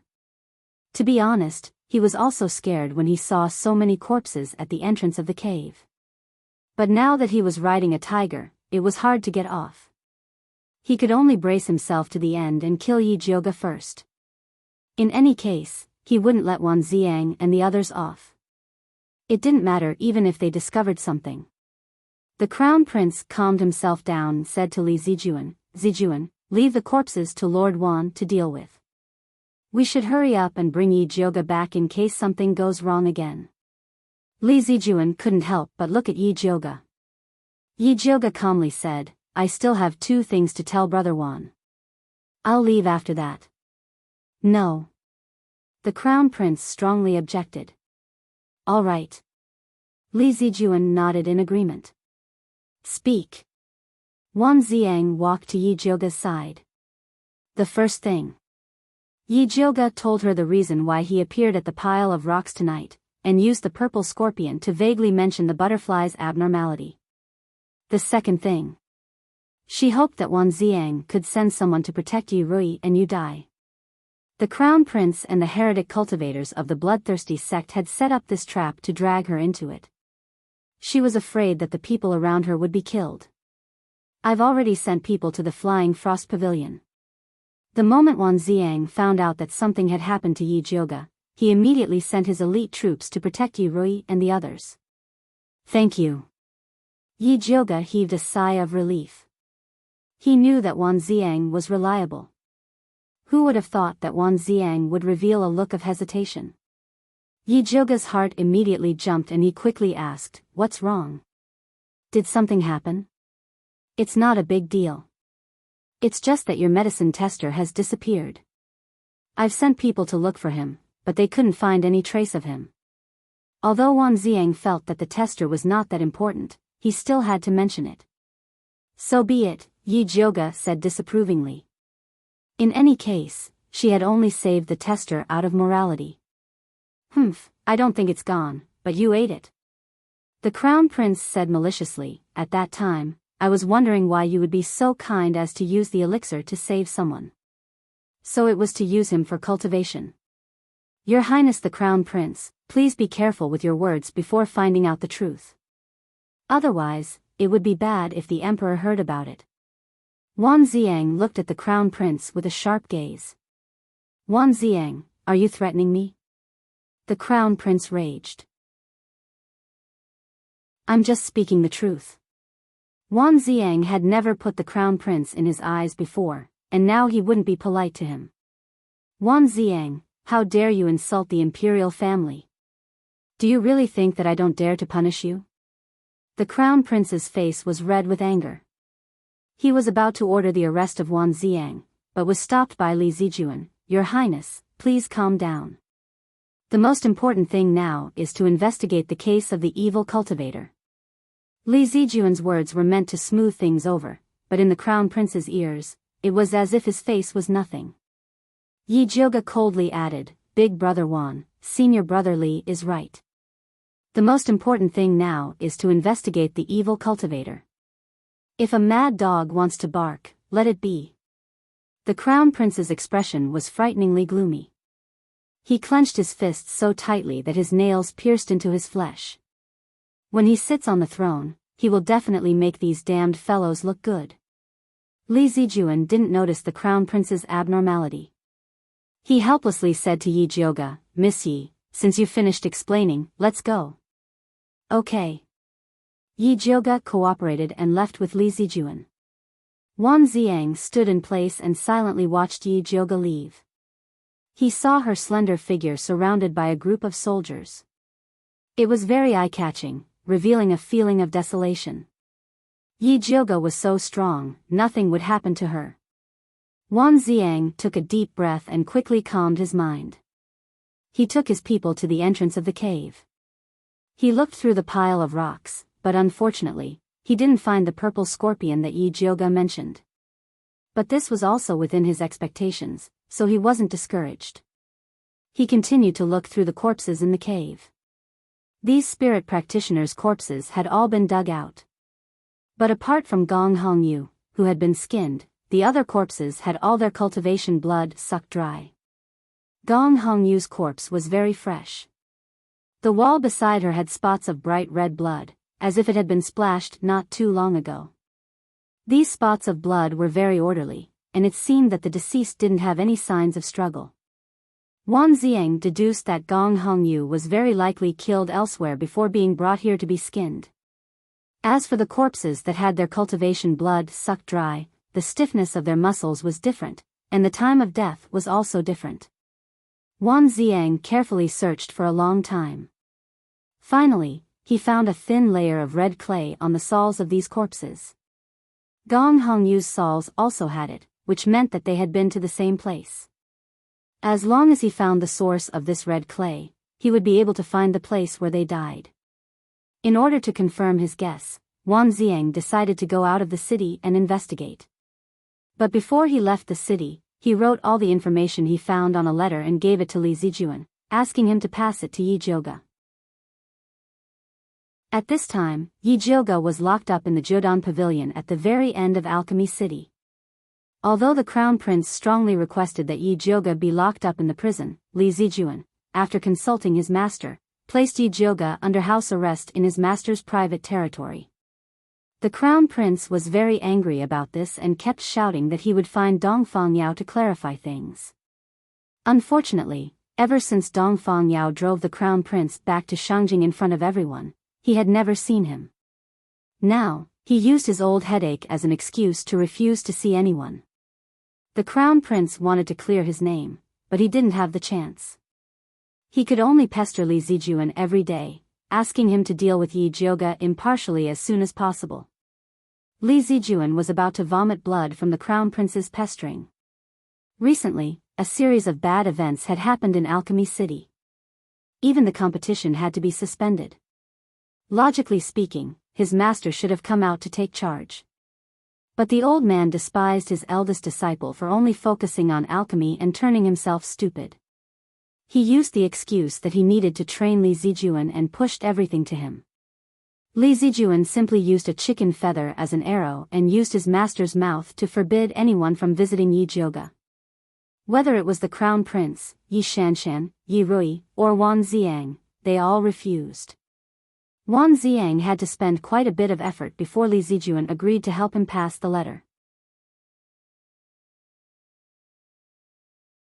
Chapter 161.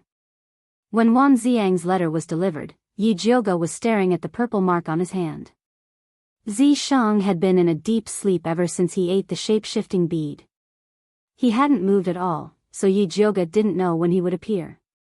Without a demon snake by his side to ridicule, these days were really unbearably lonely.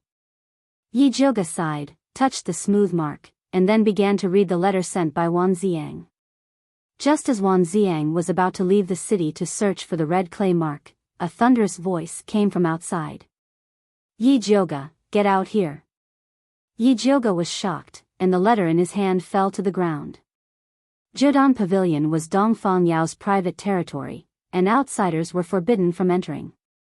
Even the servants who delivered food were mute. Why did such a loud voice suddenly appear? Yi Jioga listened carefully, and realized that after the loud voice finished shouting, there was a loud voice. Li Zijuan's warning and the crown prince's sowing discord sounded at the same time. Brother Honglei, calm down. Before we find out the truth, we can't be sure that Yi Jioga is the murderer.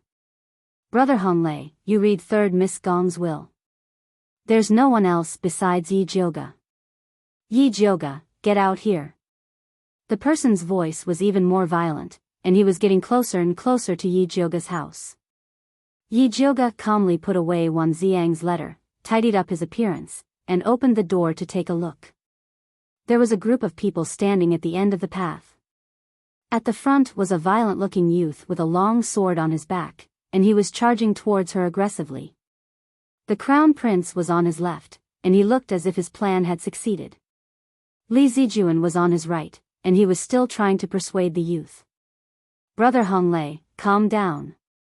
The youth rushed in front of Yi Jioga like a whirlwind, and sized Yi Jioga up with his large eyes. He asked fiercely, "You're Hong Yu's murderer?" "Senior Li, who is he? Why is he slandering me the moment he rushed in?" Yi Jioga glanced at the youth, and looked at Li Zijuan. "This is Gong Honglei, the emissary from the Spiritualist Alliance. He's also 3rd Miss Gong's brother." Li Zijuan sighed, and looked at Yi Jioga with worry. Master's banner could stop the crown prince, but it couldn't stop the alliance's emissary who wanted to avenge his sister. "Humph," Yi Jioga snorted coldly. Her beautiful eyes flickered with a sharp light as she looked Gong Honglei up and down rudely and said disdainfully, "It seems that the emissary of the Spiritualist Alliance is only a so-so." "What do you mean?" Gong Honglei's eyes widened. He looked like he was going to draw his sword at any moment. "The Alliance sent you to investigate the evil cultivator murder, but you abused your power to punish me. Is this how the Spiritualist Alliance does things?" Yi Jioga's voice wasn't loud, but it was filled with pressure. It made Gong Honglei speechless. Seeing that the situation was bad, the crown prince immediately jumped out and said, "Yi Jioga, you killed someone else's little sister and still dare to say such words. You're going too far." The crown prince looked at Gong Honglei and said, "Brother Honglei, this is a crazy evil cultivator. You'd better kill her quickly to avenge your sister. Dongfang Jianming, you keep saying that I killed Gong Hongyu. Did you see me kill her with your own eyes? Or did you see me suck human blood to practice evil arts? Yi Jioga interrupted the crown prince's words and shouted, "Don't use the suicide note to talk to that girl, Hua Dai. The suicide note can be forged and Hua Dai can be bribed. Unless you can show other evidence, shut up. Yi Jioga, this evidence is enough. It's useless for you to quibble. There's no one else but you." The crown prince insisted. "I haven't gone out since I came to Alchemy City from Shangjing. May I ask where I got the time to kidnap people and kill people?" Yi Jioga was not afraid of the crown prince at all. "You don't have time, but your accomplices do. Bai Songling has been loitering outside Alchemy City. Wan Ziang has also left the city. Maybe he's preparing to escape because his plan has been exposed." A cold light flashed in the crown prince's eyes. He wanted to catch Wan Ziang and Bai Songling in one fell swoop. "According to what you're saying, pharmacist Dongfang and senior brotherly placed me here are also evil cultivators?" Yi Jioga raised his eyebrows and looked at Gong Honglei. The crown prince has been bewitched. Other than him, the others are evil cultivators. I advise you to find more people from the alliance to catch them. You're twisting words and forcing logic. The crown prince raised his voice. Before Yi Jioga could reply, Gong Honglei had already shouted, "All of you, shut up." He was dizzy from the noise. The thought of rushing in to kill Yi Jioga to avenge his sister had inexplicably disappeared.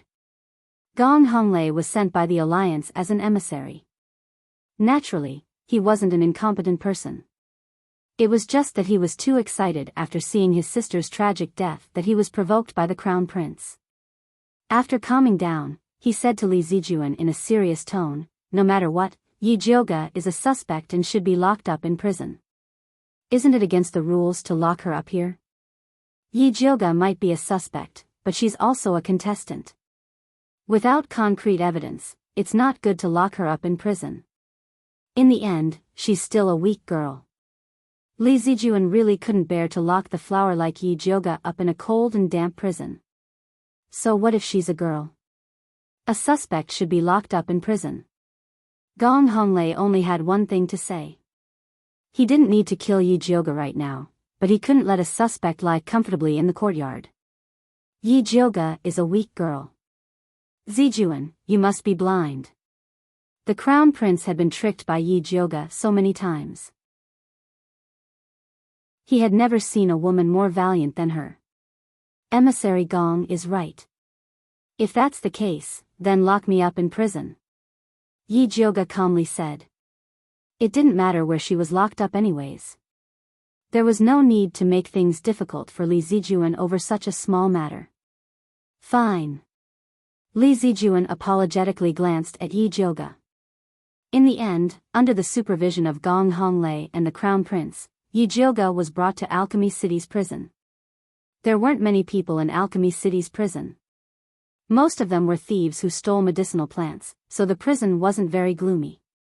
Li Zijuan had already ordered people to clean up the single cell.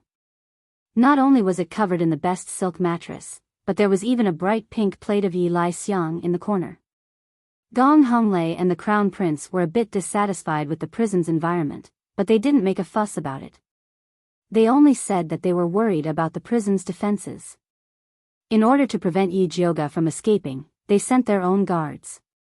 Li Zijuan couldn't argue with them, so he could only agree in the end. Chapter 162. In the dead of night, the prison was pitch black. Only a few oil lamps covered in dust flickered dimly on the walls. Yi Jioga was curled up in the small cell. Her eyes were tightly shut, and her long eyelashes hung down like a row of thick fans. Her breathing was very steady, as if she had already entered the land of dreams. The bright pink tuberose in the corner was quietly blooming, emitting a rich fragrance. The prison was quiet. The guards on duty were clearly separated from the people sent by the crown prince. They were leaning against the wall and napping. Suddenly, a light blue smoke floated in through the crack of the door and quickly spread in all directions. The guard who was napping went limp and fell to the ground. The others also fell to the ground like dumplings. The iron door of the prison creaked open. 5 black-clothed people nimbly entered the prison. After taking the key from the guard, they went straight to the small cell Yi Jioga was in. Just as they were about to open the door of the small cell, a cold voice suddenly sounded. "Who goes there?" The leader of the black-clothed people took a step back and signaled for his subordinates to light a torch. A bright light sprang up, illuminating the entire small cell. They saw Yi Jioga, who was supposed to be sleeping, standing in the corner. Dressed in green, she was slender and elegant. Her appearance was stunning and incomparably elegant. Her limpid eyes were so clear that it seemed as if she had never slept. "Miss Yi, we were sent by Lord Wan and Lord Bai to save you. The Crown Prince wants to kill you. Please come with us," the leader of the black-clothed people said as he tried to open the large lock of the cell. He didn't expect a purple light with lightning to fall on the large lock. If the black-clothed people hadn't withdrawn their hands quickly, they would have been struck by this lightning. "Miss, what do you mean by this?" The black-clothed people looked up at Yi Jioga. Their low voice was filled with anxiety and disbelief. Yi Jioga hid the purple light in her hands and said to the black-clothed people with a smile that wasn't a smile, "Go back and tell Lord Wan and Lord Bai that I won't leave the prison before this matter is clearly investigated. You'll die if you don't leave." The black-clothed man spoke hurriedly, as if in the next moment, the Crown Prince would rush in and drag Yi Jioga out for interrogation. Yi Jioga said slowly, "Dongfang Jianming doesn't dare to kill me because he wants to keep me as a shield so that the real evil cultivator can kill more spiritualists to practice. So, you can go back without worry and let Sir Wan and Sir Bai investigate the Crown Prince, Su Junqing, and the evil cultivator of the bloodthirsty sect." If Yi Jioga really believed that this group of men in black was sent by Wan Xiang, then he would really be as stupid as Dongfang Jianming. The leader frowned when he heard Yi Jioga's words, but he quickly recovered and said anxiously, "Eldest lady, I don't know anything about the Crown Prince or the evil cultivator. I only know that Lord Wan and Lord Bai asked me to save you, so I have to take you away." Yi Jioga's fingers caressed the pink petals of the fragrant night lily. Her face was even more beautiful than a blooming flower, but the words that came out of her cherry lips were extremely rude. "What if I say no? Then I will have to offend you." The leader's eyes flashed with a cold light. He cut the iron chain with a knife, kicked the door open, and rushed in. Yi Jioga raised her finger slightly, and her fingertips lit up with purple spiritual power. She was about to flick out the lightning spiritual power and the sleeping powder. Unexpectedly, the man in black at the back suddenly raised his knife and very neatly put down all his companions. Internal strife, interesting. Yi Jioga held back her spiritual power, and her beautiful eyes fell on the man in black, wanting to see what he was doing. The man in black pulled off his mask, revealing a dark and handsome face with a bit of wild nature. A pair of eyes flashed with a sharp light like a wolf. It turned out to be the medicine tester who disappeared. "You are also the Crown Prince's man?" Yi Jioga raised her eyebrows and said with a little admiration, "Then you are really ruthless." One had to know that the medicine tester's heart meridian was really broken, and he was seriously injured and could die at any moment. "No, I don't know any Crown Prince." The medicine tester's voice was a little hoarse, but it was surprisingly pleasant to hear. However, his accent was definitely not from the Thunder Country, but rather from the southern frontier. "Then why did you come find me, to repay a debt of gratitude?" If that was the case, then this guy was quite loyal. This group of men in black was definitely sent by the Crown Prince. To be able to sneak in meant that he had some skill. "No." The medicine tester shook his head honestly. This slap in the face was a little painful. Yi Jioga was a little unhappy, and her expression slightly darkened. "If you are not here to repay a debt of gratitude, then let's calculate the medical fees.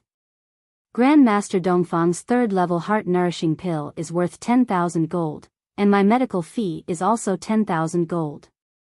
Hand over the money. I have no money. The medicine tester continued to shake his head. Then what are you here for? Yi Jioga narrowed her eyes and looked at the medicine tester's strong body. If this guy dared to tease her, then she would make him pay with his body. My master wants to discuss a business deal with you. The medicine tester solemnly said. Who is your master? Yi Jioga couldn't help but raise an eyebrow. The current situation in Alchemy City was so chaotic, yet there were still people who didn't fear death and dared to come in. She really wanted to get to know them. He said that you will understand once you see this. The medicine tester raised his hand and opened his palm. With a wave of his sleeve, a blood-red, winged poisonous earth dragon parasite with a mouth full of sharp teeth scuttled out. Its long body coiled in the medicine tester's palm, and its small eyes stared unkindly at Yi Jioga. This poisonous earth dragon parasite seemed to be of a higher level than the one Yi Yu had before. Not only was its body blood-red, but even its eyes had grown out. Although those black beady eyes were small, they were incomparably fierce. One could imagine how ferocious it was. Yi Jioga couldn't think of anyone else who could raise such a ferocious insect. I thought he was an orphan. Yi Jioga's words were both a sigh and a test. I was separated from the young master when I escaped. I have been looking for him all these years. The medicine tester paused here before continuing. Not only did you save me, but you also helped the young master greatly. Thus, the young master wants to discuss a business deal with you. The medicine tester's attitude was very serious. In his heart, the way to repay his benefactor was to bring her to his young master to discuss a business deal. If anyone else dared to use this method to repay a favor, Yi Jioga would definitely teach them a lesson. But after seeing the little mute's unsociable nature, she decided to forgive this honest medicine tester. If you want me to go with you, that's fine. But first, you have to answer a few questions. Where did the two of you escape from? Who is chasing you? Why doesn't he speak? Also, where did he learn the art of insect refinement? These questions had piled up in Yi Jioga's heart for a long time. Now that he could say it all in one breath, it was indescribably refreshing. Chapter 163. Can we talk about this after we get out? The medicine tester asked sincerely. Sure. With these answers, Yi Jioga decided to go with him. Although the crown prince would definitely blame the crime of absconding to avoid punishment on her, it did not matter. She couldn't catch Lu Yunfei by staying in this broken prison, so she might as well go out and talk to the little mute. Maybe she could get some unexpected clues. What do you plan to do with these people? The medicine tester kicked the man in black on the ground. These people are just small fries, just throw them here. Yi Jioga walked out of the small prison and asked the medicine tester, I still don't know your name? Luo Tian. While talking to Yi Jioga, Luo Tian didn't forget to observe the surroundings and quickly brought Yi Jioga out of the prison. The two of them walked along the dark walls to avoid the patrolling guards and finally left Alchemy City. Where are we going next? Yi Jioga looked at the gloomy mountain range. Alchemy City was located in front of two mountain peaks. No matter which direction they went, it was a deep forest. Follow me. Luo Tian walked towards the dense forest in the east. Yi Jioga followed closely behind him and asked in a casual manner, Luo Tian, how did you get into the group of men in black? These men in black were very experienced and seemed to be very experienced. It was impossible that they couldn't recognize their own people. It's a secret. Luo Tian obviously didn't want to answer this question. Then let's talk about the consultation fee. Yi Jioga revealed a hee-hee expression. He was too inexperienced to fight with her. Luo Tian's footsteps stiffened, but he quickly moved again. His hoarse voice revealed a trace of helplessness. I used my natal goo to control them to get in. Natal goo?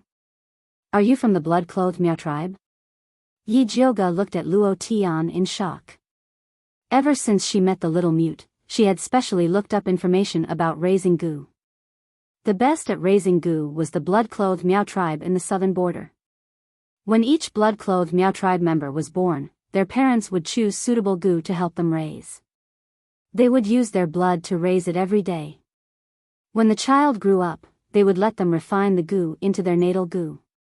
The stronger the natal goo, the stronger the ability of the goo breeder. Some of the more powerful blood-clothed Miao clansmen would even collect different goo worms to raise their natal goo. The natal goo and its master shared the same life. Some natal goo with strong vitality could even strengthen the master's life. Luo Tian nodded. He went around a bush and ran deeper into the forest. Yi Jioga turned around and continued to ask, "Then why didn't I see your natal goo when I treated you?" "My vital goo exhausted all of its power to save me, so it went into hiding to recuperate." Although Luo Tian was reluctant, he still answered. After all, it was thanks to Yi Jioga that his vital goo could recover. So that's how it is. No wonder you were able to survive despite having your heart meridian severed. Yi Jioga didn't ask where Luo Tian's natal goo was hidden. For a goo breeder, the hiding place of the natal goo was his life gate. Asking about it was tantamount to hunting him down. Luo Tian was originally worried that Yi Jioga would continue to ask. Seeing that she had given up, he was relieved. He was not an ungrateful person. He had always remembered Yi Jioga's life-saving grace in his heart. However, to him now, Little Mistress was the most important. No matter what kind of grudge or love, it had to be ranked behind Little Mistress. You blood-clothed Miao clansmen should be very powerful. How could you be hunted down like this? Didn't your clansmen avenge you?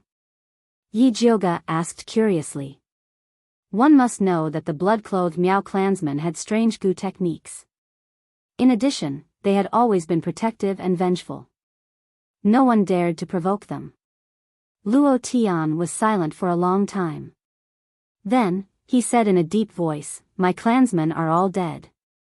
Only Little Mistress and I escaped." Yi Jioga was shocked. She couldn't help but ask, "Who could kill all of your clansmen?"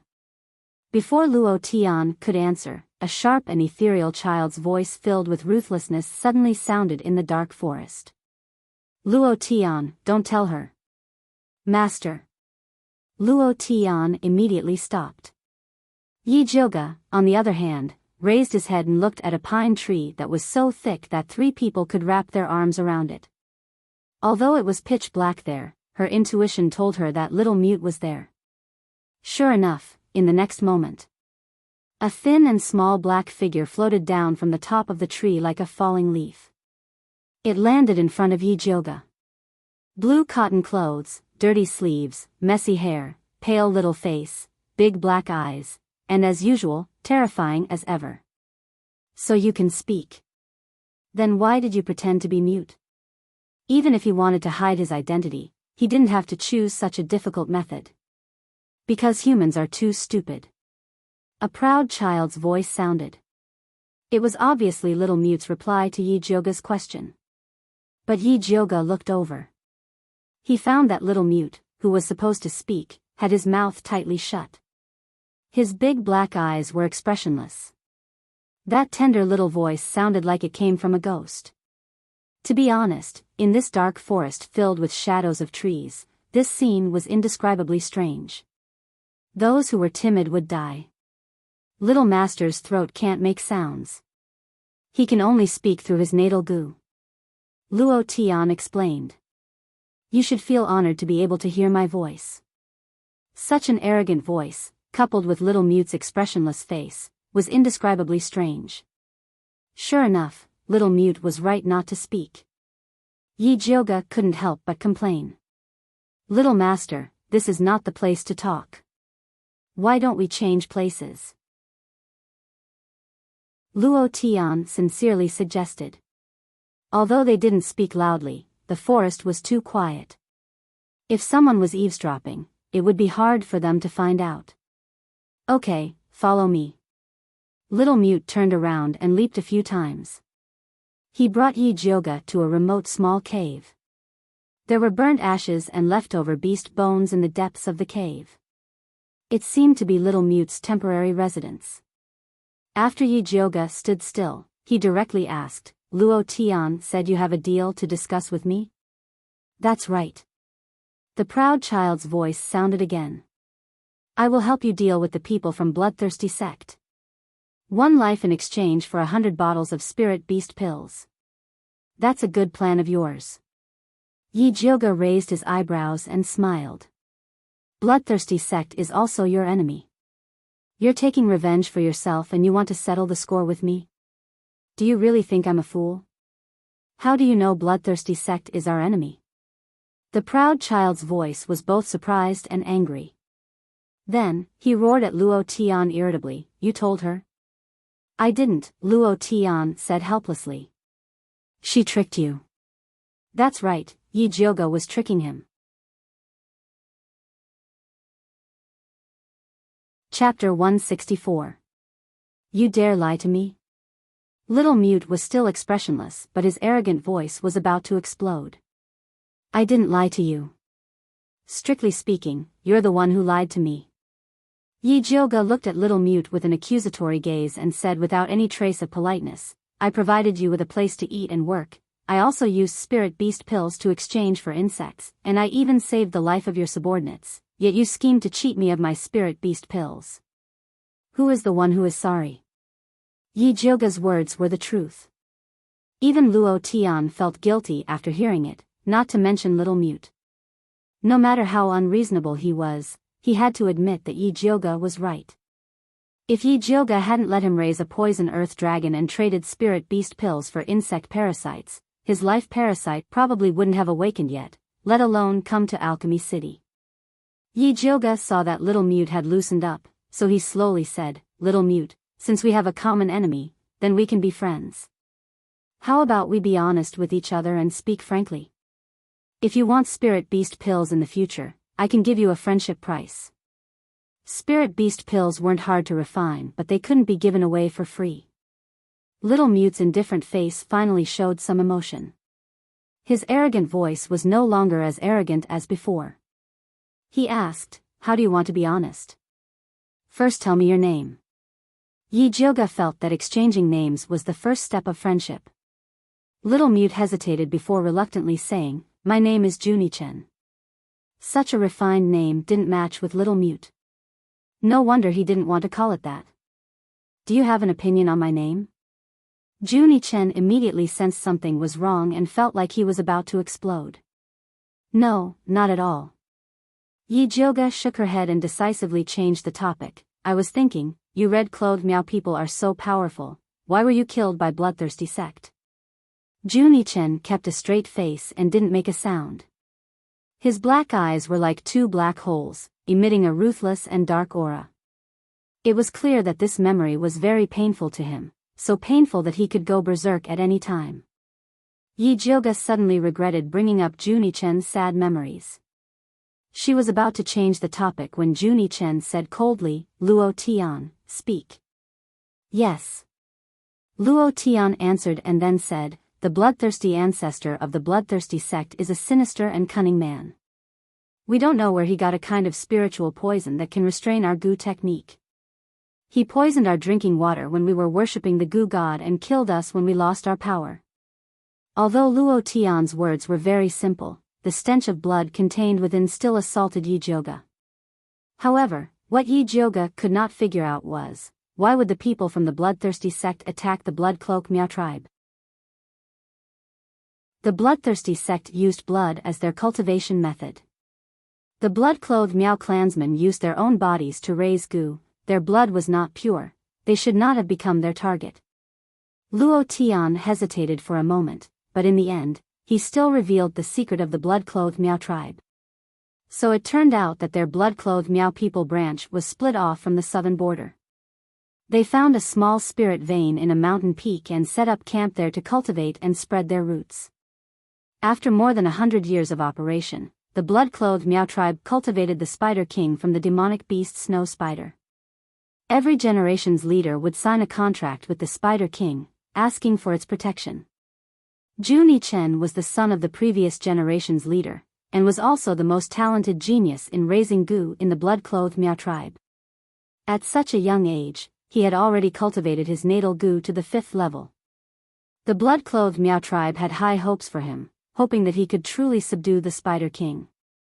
Originally, Junie Chen and the Spider King had already cultivated a good relationship, and had started to slowly feed it with blood. Just as he was about to sign a contract with the Spider King, he did not expect an unexpected disaster to befall him. The bloodthirsty ancestor brought his subordinates to attack their camp, and not only did they forcibly occupy the spirit vein, they even imprisoned the Spider King. I see. Yi Jioge was curious before, where did the Empress get the king poison of the snow spider to harm Dongfang, Quebec? One must know that the snow spider king lived in the wasteland continent at the eastern border. That was the territory of the demon race, and spiritualists entering there were simply courting death. Now, she finally knew that it was from the blood-clothed Miao tribe. Alright, I have answered your question honestly. How do you intend to give me the friendship price for the spirit beast pill? Junie Chen's arrogant voice hid a trace of impatience. Tell me first, what can you use to buy my spirit beast pill? Yi Jioge looked like she was willing to negotiate. I can help you refine goo. Junie Chen's voice was arrogant and confident. This place is not Miaojiang.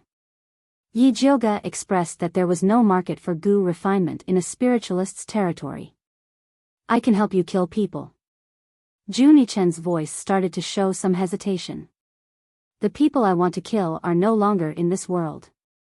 Yi Jioge expressed that he had a hand and a knife. He did not need anyone else. What do you want? The little tsundere finally exploded. I just want to ask, what can you use to buy my spirit beast pill? Yi Jioge spread his hands, looking innocent. Just as Junie Chen was about to pounce on Yi Jioge and bite her to death, Luo Tian spoke. Miss Yi, when I escaped with the little master, we had nothing except ourselves. Then sell yourselves to me. This was Yi Jioge's goal, but he could not say it so bluntly, in case they turned hostile. Thus, Yi Jioge changed his method and asked, then what do you plan to do? Luo Tian pondered for a moment, then said cautiously, it's true that the bloodthirsty sect is our enemy, but they are now dealing with you and your companions. I believe that no one understands the methods of the bloodthirsty sect better than us. If you need our help, I am willing to work for you for a year as long as you give me a bottle of spirit beast pill. I remember that you still owe me the consultation fee, right? It was not that Yi Jioge did not want to let go of this debt of gratitude, but the blood-clothed Miaojiang tribe was famous for being a weirdo. It was said that after they repaid the debt of gratitude, they would turn hostile and take revenge. Just like goo, they would bite back. Yi Jioge did not want to use the secret method given by Zi Shang to subdue Junie Chen as a big goo, so he could only make an issue of the debt of gratitude. He would let them work for a few years, and when he became stronger, it would not matter if they bite back. When Luo Tian heard the two words, consultation fee, he fell silent. That's right, his life was saved by Yi Jioge, and now asking her to use spirit beast pills to hire him was indeed contradictory. You saved him, so his life is yours from now on.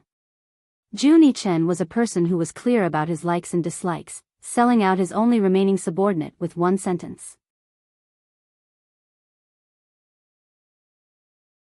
Chapter 165. Master.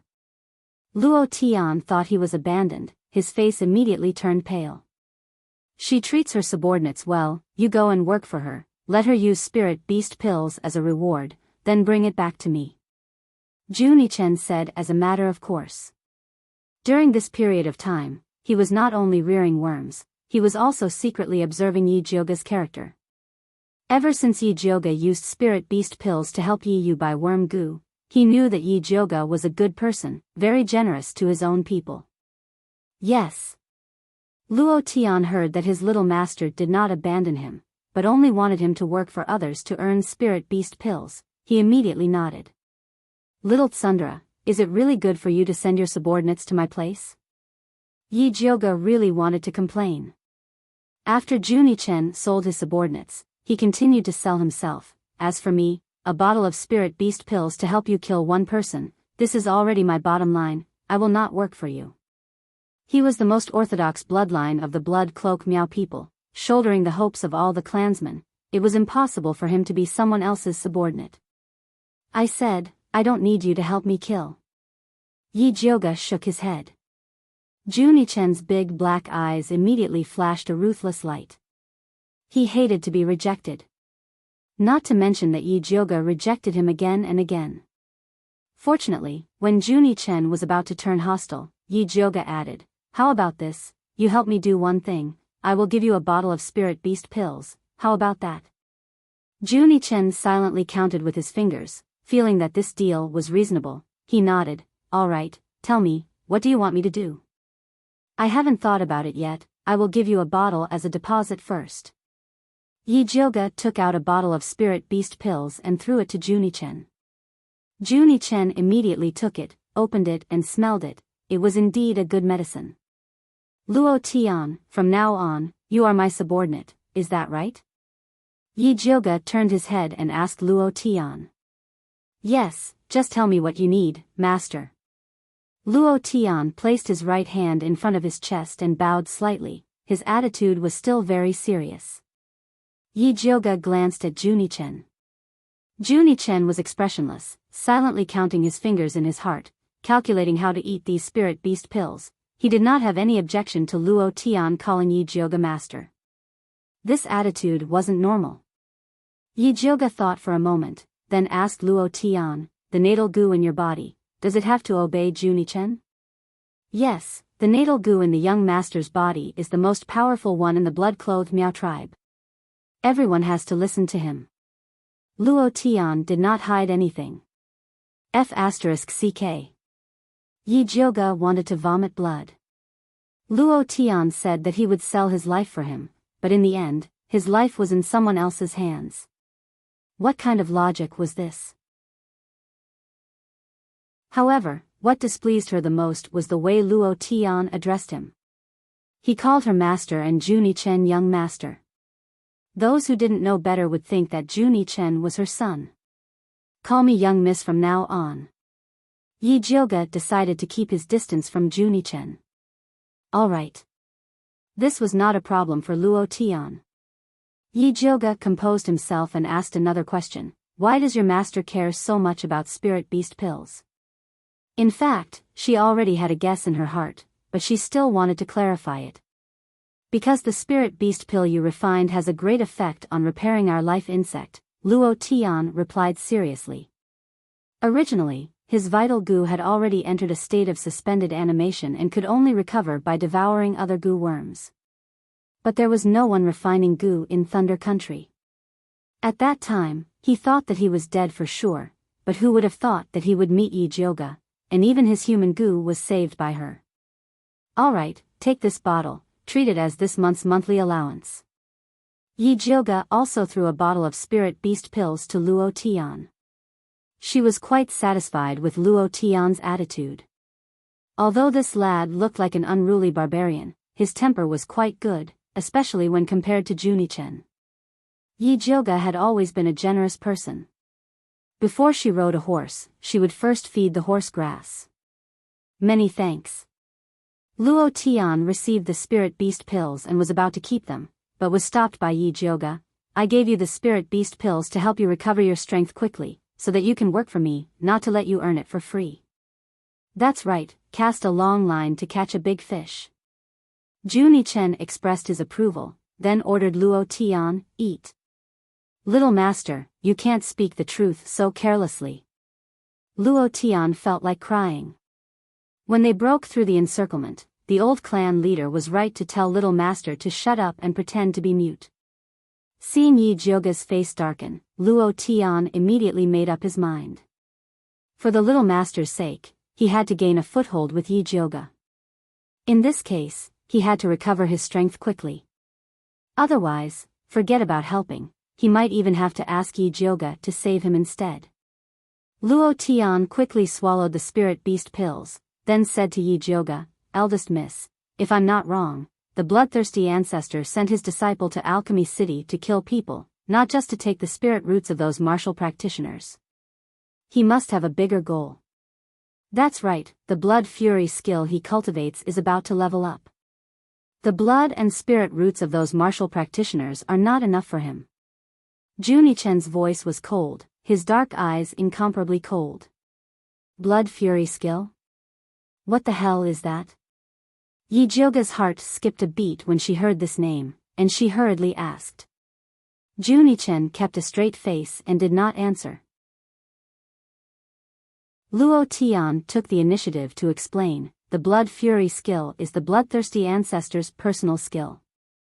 Every time he levels up, he needs not only a large amount of blood, but also someone with a similar cultivation level as him to act as a primer. The last time the bloodthirsty ancestor ascended, he used the blood of their old clan leader. However, there was one thing that even the bloodthirsty ancestor hadn't thought of. The old clan leader's blood had a relationship with his successor, Junichen. After the bloodthirsty ancestor absorbed the old clan leader's blood to level up, Junichen learned many of his secret skills. That bloodthirsty ancestor doesn't just have a strong cultivation level, he also has a secret skill, which is to use his own blood essence to cultivate a kind of blood bead. Every one of his direct disciples has this blood bead. As long as they take it at a critical moment, they can borrow the bloodthirsty ancestor's cultivation level to explode with shocking potential.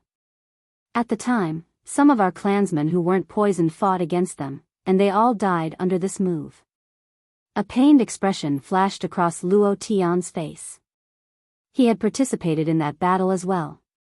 That opponent had clearly looked weak, but after he had been knocked down, his cultivation level had suddenly skyrocketed, and he had even ambushed him when he wasn't paying attention.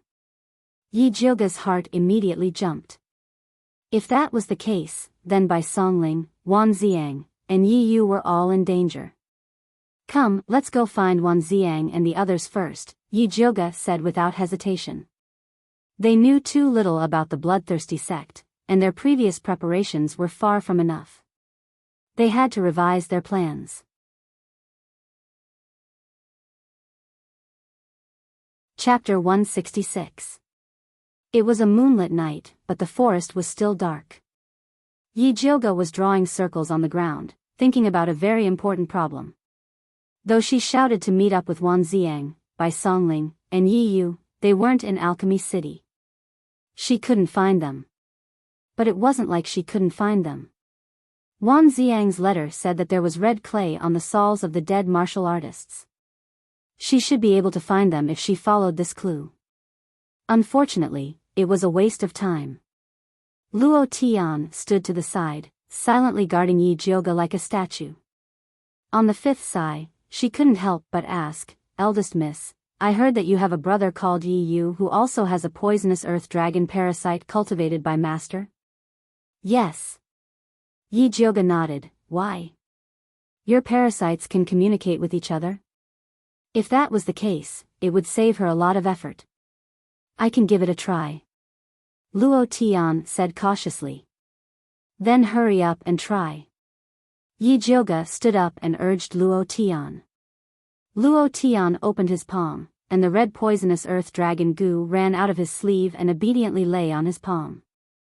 Luo Tian closed his eyes and mumbled something, but no sound came out. The red poison earth dragon parasite's two small eyes were rolling around, and its body was also moving around Luo Tian's palm. It looked like it was looking for Yi Yu's direction. "Little Junjun, when did you raise this parasite?" Yi Jioga felt that this poisonous earth dragon was not bad. It was stronger than Yi Yu's. If he could get a few for Wan Xiang and the others, he wouldn't have to worry about losing contact. "Don't call me Little Junjun." Junichen was expressionless, but his voice was filled with anger. Junichen is too hard to pronounce. Plus, even the first name makes us seem like strangers. Yi Jioga giggled, not afraid of Junichen's anger at all. To be honest, Junichen's expressionless and angry look was quite cute after a while. "Then call me Little Mute."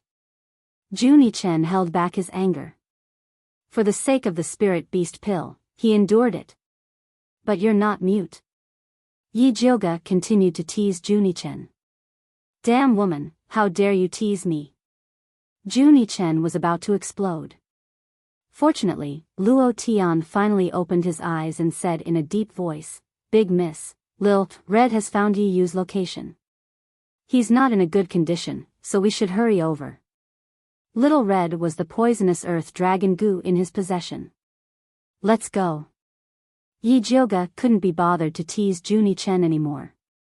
Luo Tian immediately ordered Lil Red, "Go." The red poisonous earth dragon goo spread its cicada's thin wings and flew toward the east. Yi Jioga and the others quickly followed behind it. Dawnfall Peak, in a dilapidated temple that had not been repaired for a long time, the statue of the Earth Lord that was worshipped was already incomparably modeled. The corners of the roof were covered with cobwebs, and there was a thick layer of dust on the ground. Sunlight shone through the hole in the roof, illuminating a small part of the floor in the middle, but the surroundings were still very dark. Yi Yu held his breath and hid in the shadows on top of the roof beam. He still had 2 clear heart pills in his mouth. These were the last of his stock. Ever since he found out that Yi Jioga had been framed by the crown prince, he desperately searched for Lu Yunfei, wanting to capture her and bring her to justice to clear eldest Mrs. name. With great difficulty, he finally reached the vicinity of this dilapidated temple, but he didn't expect to fall into Lu Yunfei's trap and be hit by a sneak attack from behind.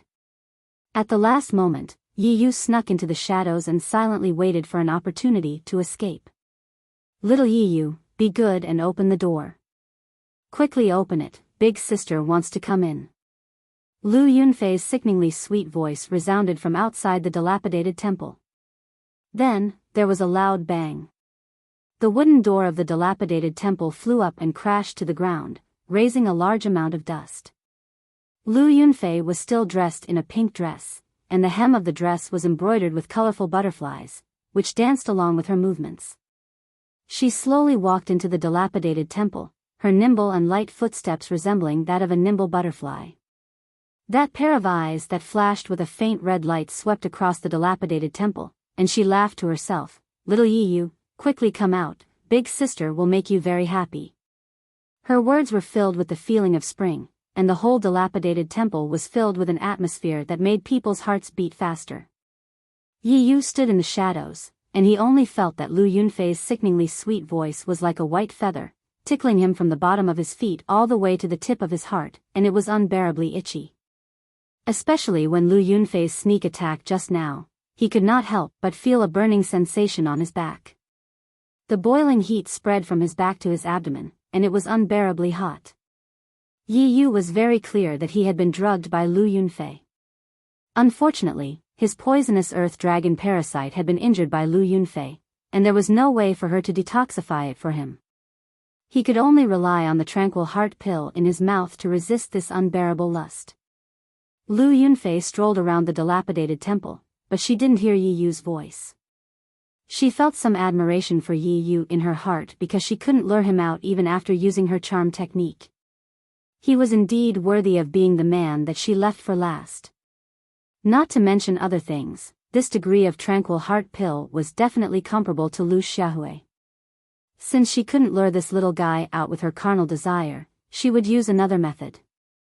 Lu Yunfei's eyes turned, and she took out a piece of white skin from her storage pouch. After shaking it open, it turned out to be the appearance of a woman. It was a complete piece of human skin. "Little Yi Yu, this is the skin that I just peeled off from a beauty last night. Do you like it? However, this skin looks very smooth, but it doesn't feel very good to the touch. When it comes to the skin of a beauty, it's still the most beautiful blood slave by the old ancestor's side. Her skin is snow white, and there is a red mole between her eyebrows. She looks quite similar to you, so she should be that unlucky sister of yours that Su Junqing sent away. The old ancestor has already promised me that after I complete this mission, he will give me that blood slave. When the time comes, I will peel off her skin and give it to you, okay?" The more Lu Yunfei spoke, the more excited she became. Her eyes had already turned scarlet red, and her skin had also become flushed. She panted tenderly as she said, "When I think about peeling off your sister's skin, I'm so excited, so happy, so happy." Little Yiyu, do you really want to watch your sister die? From the moment Lu Yunfei mentioned his sister, Yiyu's nerves had already collapsed into a straight line. Hatred, worry, anger, fear, and other emotions were constantly rolling in his heart, ready to erupt at any time. The tranquil heart pill that was originally in his mouth was accidentally swallowed into his stomach. After the extreme coolness, came the extreme fanaticism. Yiyu secretly felt that things were not good. Just as he was about to leave the dilapidated temple, he heard Lu Yunfei's devil-like voice coming from behind him. I caught my little bunny.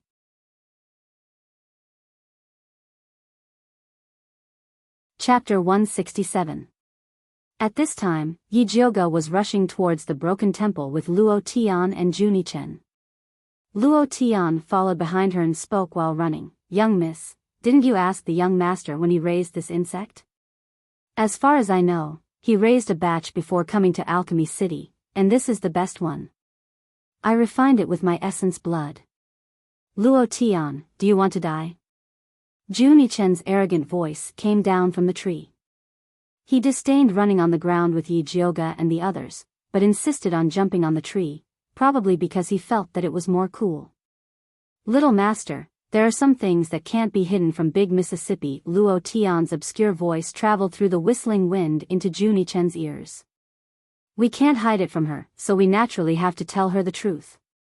This will deepen eldest Miss's impression of us. Humph. Juni Chen stepped on a branch unhappily, accepting Luo Tian's explanation. Yi Jiuge was already used to them playing tricks in front of him. She turned around a big tree and continued to ask Luo Tian, this poisonous earth dragon became like this after you refined it with your blood essence, or are all the ones he raised like this? No, these poisonous earth dragon parasites will display different characteristics depending on the person's blood essence. My parasite has opened its eyes. Aside from detoxification, it can also be used for searching. Yiyu's parasite should be as good at hiding as its master. As Luo Tian ran, he carefully introduced his young master's batch of poisonous earth dragon parasites. It had to be said that Juni Chen had already raised the poison earth dragons to a new level. This new batch of poison earth dragon goo would automatically choose a master that was more compatible with their attributes, and the evolved skills would also be more comprehensive. For example, Luo Tian was one of the 2 surviving members of the blood-clothed Miao tribe. Needless to say, he was strong. The poisonous earth dragon goo that he had refined, Xiao Hong, not only had eyes and long thorns, it could attack and defend, it also had a very strong offensive ability. Young miss, do you want to raise one as well? With your strength, you will definitely be able to cultivate an even more powerful insect. Luo Tian quickened his steps and ran to Yi Jiuge's side, looking at her sincerely.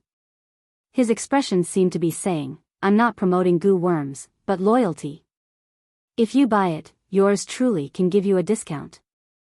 Juni Chen floated down from the tree and landed beside Yi Jiuge, looking as if he was bestowing a reward. Although the little Tsundra's expression was a little annoying, Yi Jiuge was really tempted by those goo worms. She thought for a moment and said, let me see it first. Juni Chen rolled up his sleeves, revealing his white and dry little arm, on which there were 13 black dots. He said, these are all insects that haven't hatched yet. As long as you reveal a drop of blood essence, the insects will automatically choose you. Yi Jiuge pricked his finger and a drop of blood floated in front of her. The black dots on Juni Chen's hand all swelled up, fighting to be the first to pounce on Yi Jiuge's drop of blood essence. Even Juni Chen was shocked by their craziness. In fact, the natal goo in his body was desperately sending him a message. This drop of blood is also very beneficial to him. Hurry up and give it to him. Juni Chen and his natal goo were one and the same, its desire was his desire. He immediately used his power to suppress the rampaging goo insects, then reached out to snatch the drop of blood essence from Yi Jiuge. He didn't expect a black and fat figure to be faster than him. With a swoosh, it swallowed the drop of blood essence, then landed on Yi Jiuge's shoulder. It was a fat black rat. It had a fat head and big ears, with a round belly. Its little paw grabbed Yijioga's hair and shouted in dissatisfaction, "Pippi. Black fatty, why did you come out?" Yijioga was also shocked by this scene. Only now did she remember Zishang's warning to her. Every drop of blood in her body belonged to him. If she dared to let others use it carelessly, he would use a big stick to punish her. Was it too late to destroy the rat now? You dare to steal this young master's thing? Junichen's big black eyes stared at the black fat rat. The goo worms on his hand all went berserk, looking like they wanted to rush up and swallow the black fat rat clean. The black fat rat looked at the little worms with contempt, completely disregarding Junichen. It took out a carrot that was even longer than him from its beast skin bag, and squatted on Yijioga's shoulder as it chewed on it with relish. If you want to fight, then fight later. Don't delay me from saving people. Yijioga didn't even turn his head as he grabbed the black fat rat and stuffed it back into his cloth bag. Junichen lost his target, and looked angrily at Yijioga, shouting, "Return the blood essence to me. Return your grandpa, that belongs to me." Yijioga said in a bad mood. He couldn't tolerate this bad temper of stealing things. You. Junichen was about to flip out, but was held down by Luo Tian. "Little master, earning spirit beast pills is more important." Junichen clenched his teeth, silently remembering this grudge. Yijioga couldn't be bothered with little Ao Jiao's thoughts, and said to Luo Tian, "Hurry up, I want to find Yi in an incense's time." After Luo Tian appeased the little master, he drove Xiao Hong with all his might, and quickly brought Yijioga to the broken temple. "Yi should be inside, I can feel that his poisonous earth dragon goo is injured," Luo Tian said softly. Yijioga opened his spirit eye to carefully inspect the situation of the broken temple. He saw a red circle of light surrounding the broken temple, mixed with the thick smell of blood, and there were even many strange red shadows hiding in the surroundings. It was obvious that this broken temple was one of Lu Yunfei's traps. She wanted to use Yi to lure the others over. "Young miss, do we attack?" Luo Tian rubbed his fists, wanting to show off. "Do you have the confidence to deal with the people from Bloodthirsty sect?" Yijioga asked. It wasn't that she looked down on Luo Tian and Junichen. It was that the two of them were crippled and small, they were really unreliable. "You still have the nerve to ask this kind of nonsense." Junichen was still holding a grudge against Yijioga for not giving him the blood essence. "So you have already found a way to deal with Bloodthirsty sect?" Yijioga raised his eyebrows and asked. "Of course." Junichen nodded his head proudly, and habitually wanted to use spirit beast pills to exchange for an answer. Luo Tian answered first. "Little master has already thought of a way to deal with Bloodthirsty sect. Speaking of which, I have to thank you for this method." After he finished speaking, he looked at Yijioga gratefully. Yijioga was stunned, thought for a moment, and then probed, "Could it be that your method to deal with Bloodthirsty sect is to rely on the poisonous earth dragon goo?" Young miss is indeed intelligent. Luo Tian nodded his head in gratification, looking like he didn't follow the wrong person. He couldn't tell that this guy was quite good at flattering people. However, flattery was useless. Yijioga still had to ask clearly what he needed to ask.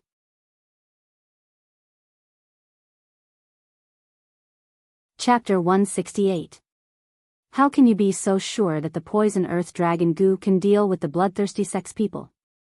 I don't want guesses. I just want evidence, Yijioga said bluntly. TSK. Of course, yours truly has verified it. Junichen replied proudly. That year, when Forefather Bloodthirsty attacked the Bloodthirsty Miao tribe's territory, as the successor of the patriarch, Forefather Bloodthirsty Miao tribe had to kill him. Although the old patriarch risked his life to save him, he was also poisoned by the poison that could restrain the goo. In the beginning, he was tortured by the poison every day. It was only when he accidentally discovered that devouring the poison earth dragon could alleviate the poison that he felt much better. However, there weren't many poisonous earthworms in the wild, and searching for them was a waste of time, so he turned his attention to the cultivation base of the pharmacy. He seized the opportunity and used goo to control an old man in a pharmacy. Finally, he successfully sneaked into the poisonous earth dragon's manor. Because the earth poisonous dragon only had a lifespan of 15 days, the people in the villa didn't care too much about the daily consumption. He finally settled down and quietly detoxified the poison. Later, Yi Jioga spent money and effort to ask him to help cultivate the advanced version of the poisonous earth dragon, and even used spirit beast pills to pay him, which allowed him to successfully cultivate batch after batch of insects. Very good, I'll take all of them. Yi Jioga waved his hand.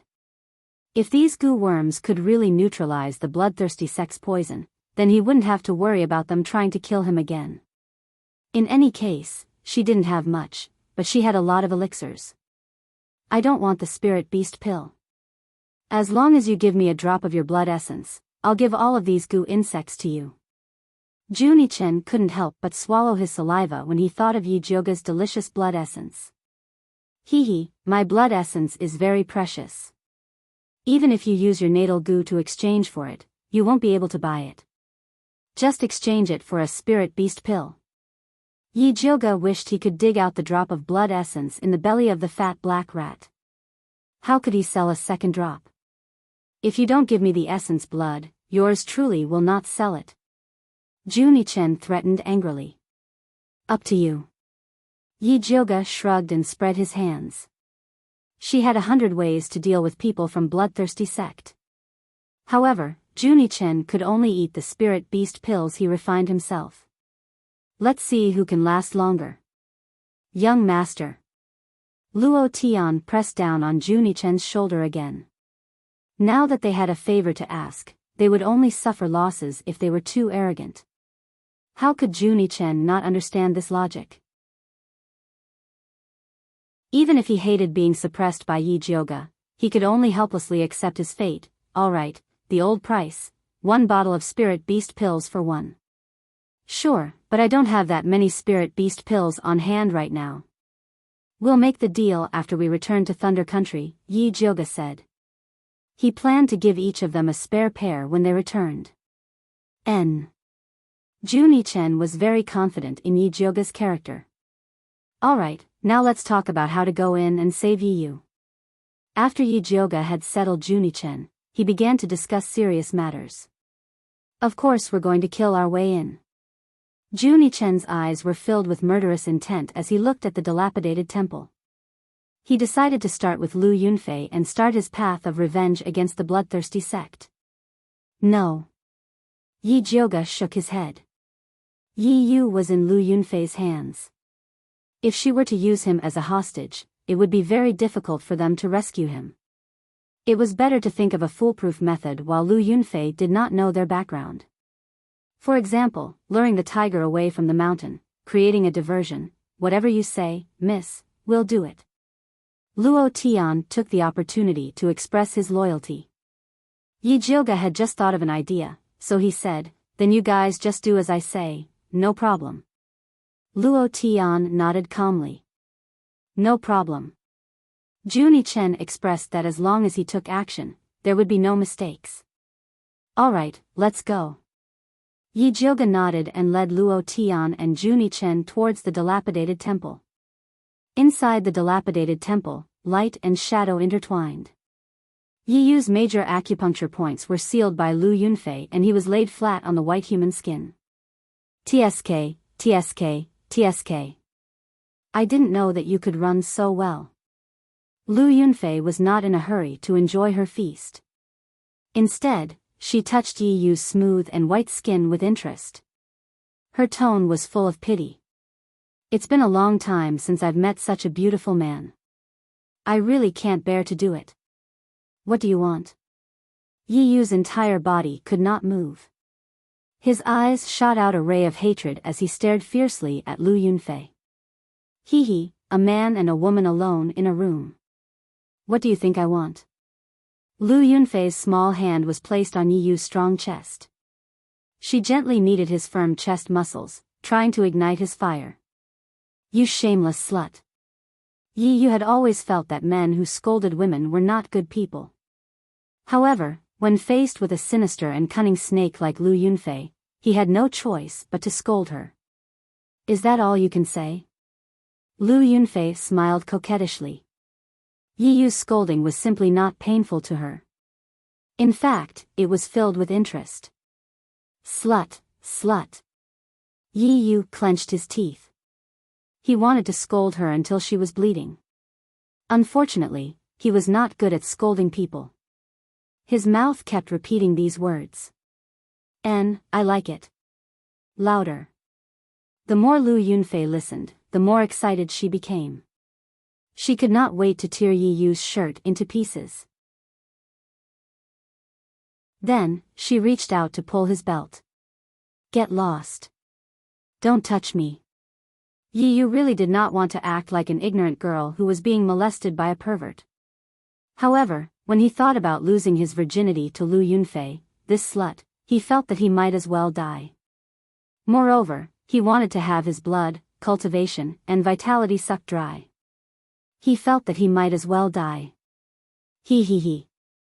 Not only will sister touch, sister will also eat. Lu Yunfei pulled out Yi Yu's belt. She laughed like a hen that was about to lay eggs. Just as Yi Yu was about to be stripped naked by Lu Yunfei, a red shadow as thick as a thumb silently rushed down from the roof. It rushed towards Lu Yunfei's neck. Lu Yunfei's hand was still on Yi Yu's chest.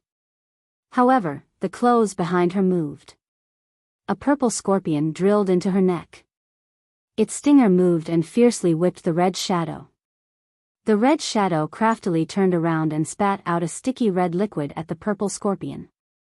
The purple scorpion could not dodge in time. It was covered by the red liquid and could not move. The red shadow flapped its wings and quickly dragged the scorpion away. The entire process was very fast. It only took a few breaths. By the time Lu Yunfei reacted, she discovered that her treasure-seeking scorpion had been stolen. She had obtained that treasure-seeking scorpion by chance. She had spent countless years to raise it to rank 3. It was the time to use it. She had obtained a lot of benefits from the treasure-seeking scorpion. How could she be willing to let it be stolen like this? Lu Yunfei did not care about enjoying her feast. Her figure moved and chased after the scorpion. In the blink of an eye, only Yi Yu was left in the broken temple. Yi Yu condensed all the spiritual energy in his body.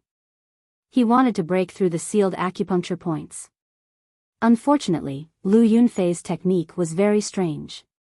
He was unable to condense his spiritual energy. Seeing that Lu Yunfei was about to return at any moment, he was so anxious that a thin layer of cold sweat appeared on his body. He almost went berserk.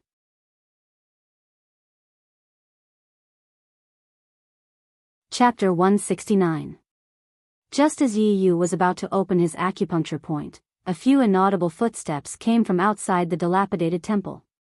He thought it was Lu Yunfei who came back and almost spat out a mouthful of blood. He didn't expect a familiar figure to walk in. Her green clothes fluttered in the wind, her figure was graceful, her face was delicate and there was a faint fragrance on her body. It was Yi Jioga. Yi Yu, are you okay? Yi Jioga was shocked when she saw Yi Yu's clothes were messy, revealing half of his smooth chest and even his belt was taken off. She didn't come late and caused Yi Yu to sleep with Lu Yunfei, right? I'm fine. Yi Yu's sorry state was seen by Yi Jioga and he wanted to hide in a hole and never come out. Yi Jioga originally wanted to help Yi Yu open his acupuncture point. Seeing that he was not intimate, she was too embarrassed to make a move.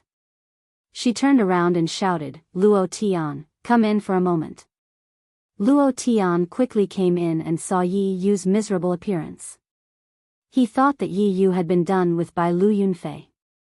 He was very sympathetic and reached out to help him open his acupuncture point. Yi Yu regained his mobility and quickly tidied up his clothes. However, his injuries were a little heavy and his movements were a little slow. It was Luo Tian who helped him. Trash. A proud and disdainful voice came from the roof. Little mute? Yi Yu looked up and for a moment, he wasn't sure if it was him who was scolding him. You have this young master's poisonous earth dragon goo and you can move stealthily, but you were still plotted against by that woman. You're really trash. Juni-chen continued to complain expressionlessly. Yi Yu didn't defend himself in the face of Juni-chen's scolding and said in shame, I was careless. I didn't expect Lu Yunfei to have other helpers. Eat these pills first, then tell me what other helpers she has. Yi Jioga saw that Yi Yu's body was emitting a strong smell of aphrodisiac. She poured out 2 clear heart pills and 1 fire pill for Yi Yu. Yi Yu ate the pill and the dark fire on his body immediately retreated. Then, he told the story of how he was plotted against. After he discovered Lu Yunfei's whereabouts yesterday, he stealthily followed her and found out that Lu Yunfei had kidnapped a level 2 alchemist from the alchemy competition. He wanted to save this tier 2 alchemist and let her accuse Lu Yunfei and Su Junqing so that he could clear Yi Jioga's name. He did not expect that the tier 2 alchemist was actually a fake, and had backstabbed him instead. When he was escaping, he was hit on the back by Lu Yunfei's palm, so he fled here. Who was that evil cultivator who pretended to be a level 2 alchemist? Yi Jioga asked with a frown. Previously, during the alchemy competition, she had carefully observed the few level 2 pill refiners and did not find any traces of heretic cultivators. It's a middle-aged woman with high cheekbones, a mean face, and fine wrinkles at the corners of her mouth. Her name is Gua Yingxi. Yi Yu carefully described the woman's characteristics.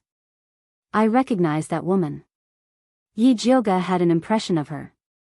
After the alchemy competition, that woman had stayed in the alchemy tower and hadn't appeared since. I recognize it too, Luo Tian said. At that time, he was the one who tested the medicine on the stage, so he secretly noted down all the tier 2 pill refiners. That middle-aged woman was quite conspicuous, so it shouldn't be that easy to disguise. That evil cultivator is very powerful. The evil aura on her body was completely concealed, and there was no trace of her disguise at all, Yi Yu repeatedly emphasized. Even you were fooled. It seems that evil cultivator is very good at disguising. If she wants to cause any damage, then it will be troublesome. Yi Jioga faintly felt uneasy. Yi Yu had always been good at disguising, and the evil cultivator who could fool him was definitely not simple. Young miss, why don't we leave this place first? My Xiao Hong can't hold on much longer, Luo Tian said with a frown. That purple scorpion had a connection with Lu Yunfei, so he couldn't get rid of Xiao Hong no matter what. You take Yi Yu and leave first, I will meet that Lu Yunfei, Yi Jioga said in a deep voice. She had been tracking down the bloodthirsty sex evil cultivators for so long, but she had only interacted with Su Junqing. Other than the bewitching art, she didn't know what other tricks the bloodthirsty sect had. She could take this opportunity to meet Lu Yunfei and find out more about the bloodthirsty sect's background. Young miss, Lu Yunfei has many tricks up her sleeves, but her schemes are not strong. You must be careful, Yi Yu said worriedly. I am here, what are you afraid of? Juni-chen said arrogantly. 4-1, we can give it a try. Luo Tian nodded. Although he and his young master had not fully recovered their powers, it was not a problem to test out that woman's methods. No need, Luo Tian, you take Yi Yu and leave.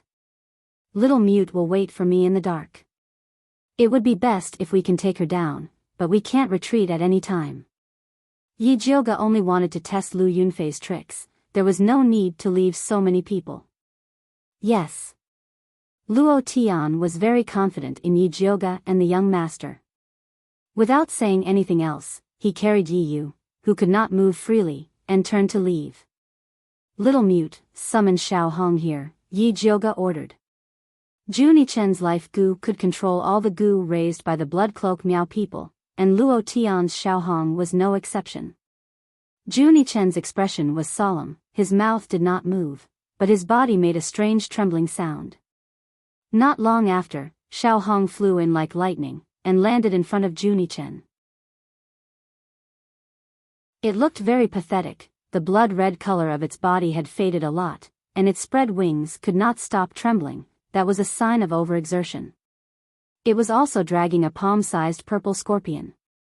Although it was frozen by the red liquid, it still looked like it was struggling to get out. Yi Jioga immediately recognized that this unlucky scorpion was the one that lured him to the chaotic world. When the unlucky scorpion saw Yi Jioga struggling even more, it seemed to know that it was going to be in big trouble. "Give me that purple scorpion." Yi Jioga stretched out his hand towards Junichen. A spirit beast pill. Junichen raised his index finger, and added expressionlessly, to reward Xiaohong. "Cheapskate, take it." Yi Jioga was already speechless at Junichen's action of wanting to take the prize from him. After Junichen fed the spirit beast pill to Xiaohong, he took down the purple scorpion and threw it to Yi Jioga. After Yi Jioga wrapped the scorpion with his spiritual energy, he carefully examined it. This scorpion was palm-sized, its purple carapace looked like it was forged from metal, and it shone with a faint cold light. But the strangest thing was that there was a red eye on its stinger, which was faintly discernible under the sunlight. So it's a treasure-seeking scorpion. Yi Jioga had heard of this kind of strange beast. Not only was it very sensitive to treasures like Yin spirits, but after advancing, it could also eliminate demons and devour ghosts. It was a very angry demonic beast. No wonder Lu Yunfei would rather give up on Yi Yu and chase after him.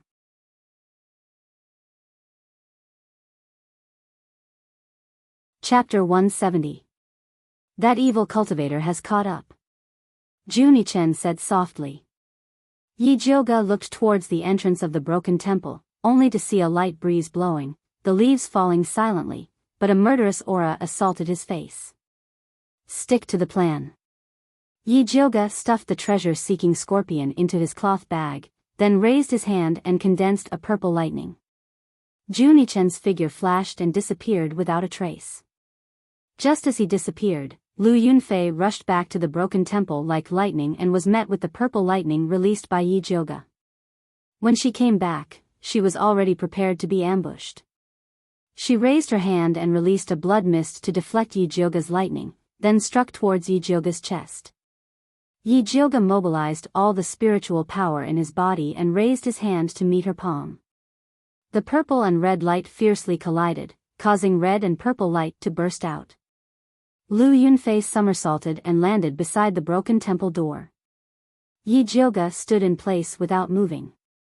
On the surface, Yi Jioga had the upper hand, but in fact, she was at a disadvantage.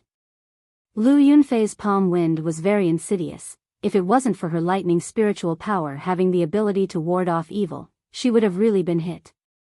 "You're Yi Jioga?" Lu Yunfei stood at the side of the door and sized up Yi Jioga with her big watery eyes. She exclaimed in admiration, "You do have some good looks. You are barely qualified to be my ancestor's blood slave." "You are Lu Yunfei?" Yi Jioga squinted his eyes and looked at Lu Yunfei with contempt, then said with disdain, "You look so vulgar, no wonder you have to use underhanded methods to force yourself on a man. Little girl, you better control your mouth, or else you won't even know how you die." Lu Yunfei's face darkened. Although she had heard countless insults, she still had to admit that Yi Jioga's mouth was a bit too vicious. "Can't help it, this mouth of mine can't be controlled when I see an ugly woman." Yi Jioga pretended to be distressed. She was originally extremely beautiful, and after obtaining the white bone flame, she had an otherworldly aura. That appearance of using her beauty to commit murder could definitely drive a woman crazy. Although Lu Yunfei wanted to skin Yi Jioga, she was after all, still someone who had seen the world. He suppressed the anger in his heart and asked the two most important questions. "Where are my Yi Yu and treasure-seeking scorpion?" "It's already mine." Yi Jioga smiled proudly, his arrogance exploding. "Courting death." An ominous glint flashed past Lu Yunfei's eyes. She had dominated the bloodthirsty sect for so many years, but she had never been humiliated like this. "You're the one courting death." Yi Jioga's right hand formed a 5-thunder chant, and the purple lightning struck towards Lu Yunfei again. Lu Yunfei took out a small and exquisite blood-colored bell from her storage bag and gently shook it. A strange sound was transmitted over.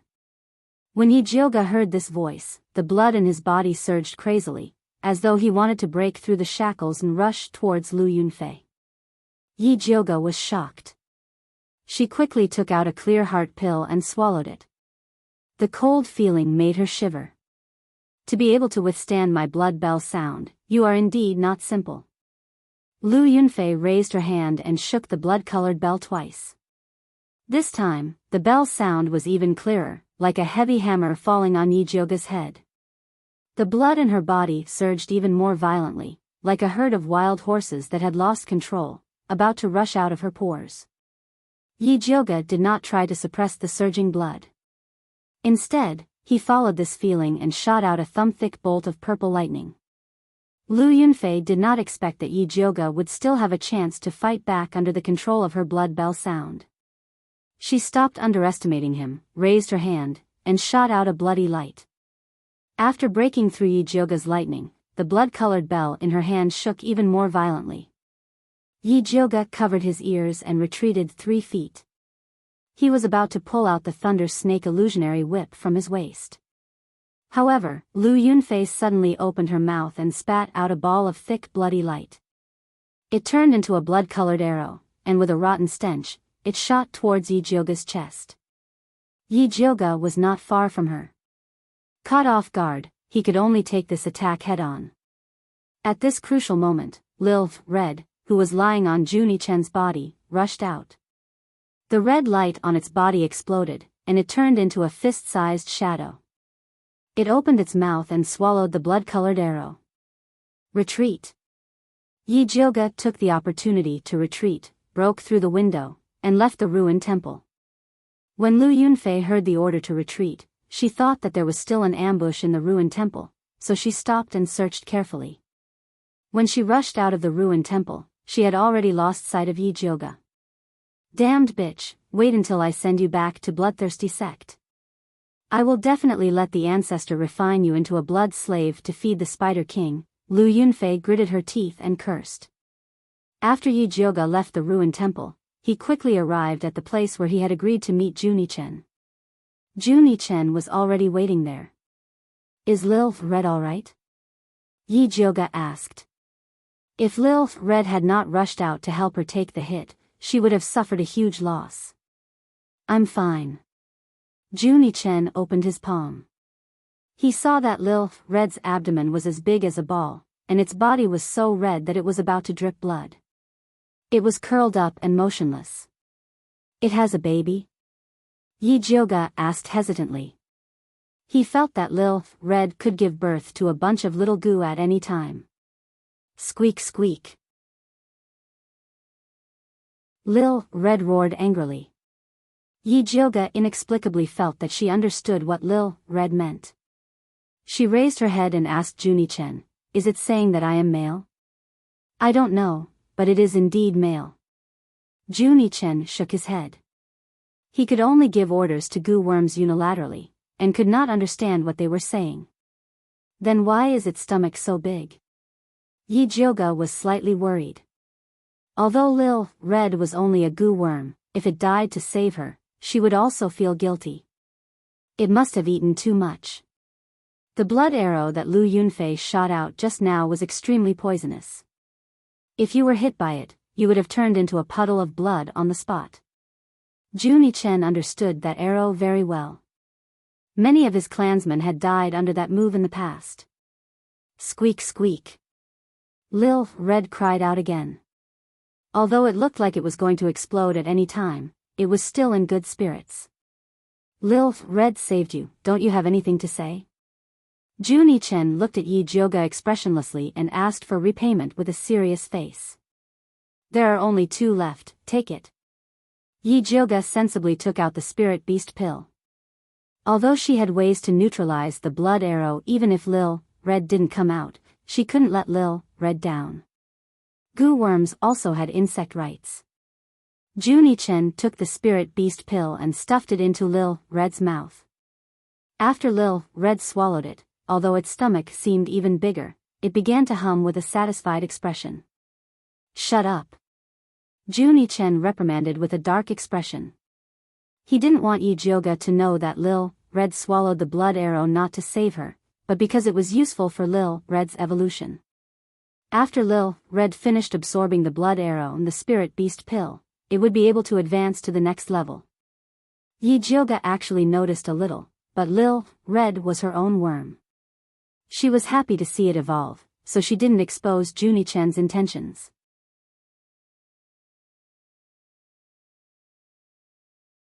Chapter 171.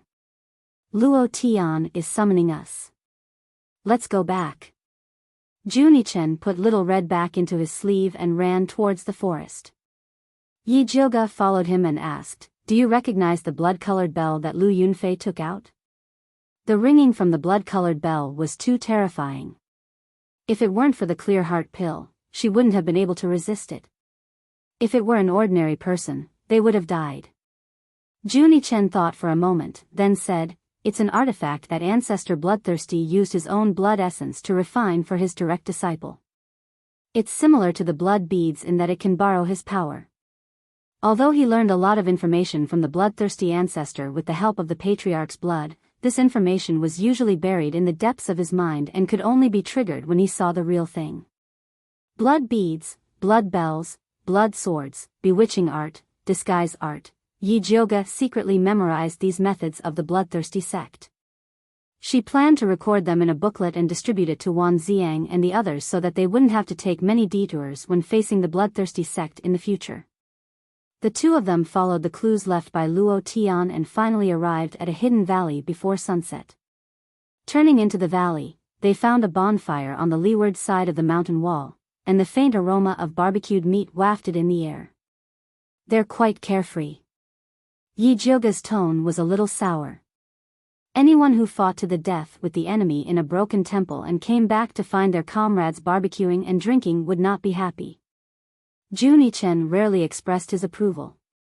At this time, Yi Yu, who was squatting next to the bonfire and roasting a rabbit, noticed that Yi Jioga and the others had returned. Just as he was about to get up to greet him, a figure quickly strode towards Yi Jioga. As she ran, she said in an exaggerated tone, "My young miss, you've finally appeared. Alchemy City and Shangjing are in chaos because of you." No one else could have such exaggerated acting skills other than Bai Songling.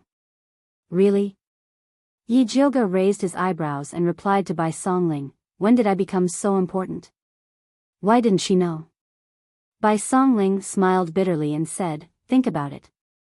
Master Yun's granddaughter, the eldest legitimate daughter of the Yi family, and the former fiancée of the crown prince, turned out to be the leader of evil cultivators. Not only did she murder countless spiritualists who came to participate in the alchemy competition, but she also cruelly killed people from the Gong family. After being arrested, she killed people and escaped from prison.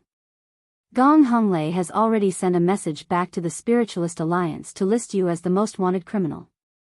Yi Yuxuan also posted on the Tianxia board, saying that he wants to cut off his father-daughter relationship with you. The Crown Prince even offered a bounty of 10,000 gold coins for your whereabouts. Su Yufeng and her mother went around saying bad things about you.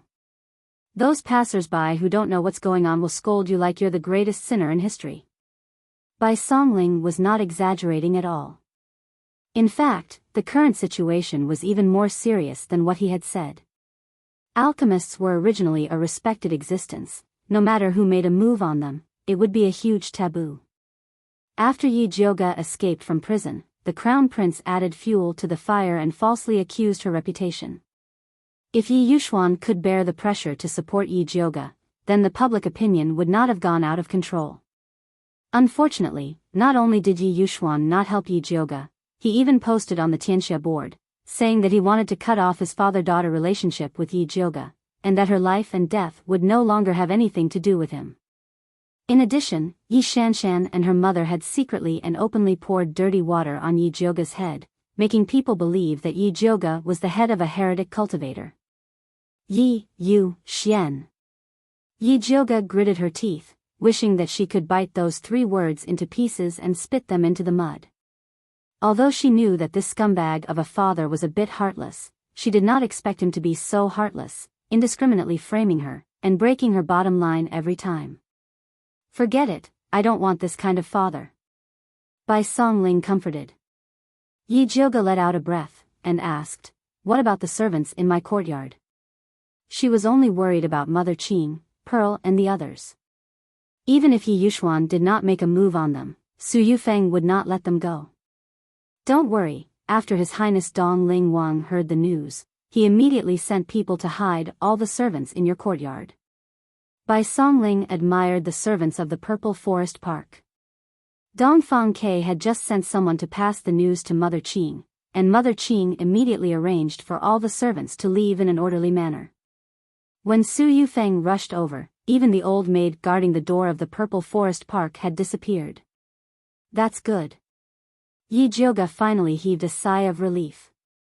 Oh right, Fourth Miss Yi is determined not to believe that you are a heretic cultivator, and is still unwilling to return to Alchemy City, but her mother, Fifth Aunt, Bai Songling couldn't help but sigh, and said, "We originally wanted to bring Fifth Aunt out, but she insisted on staying in the Yi Mansion to wait for Fourth Miss Yi to return.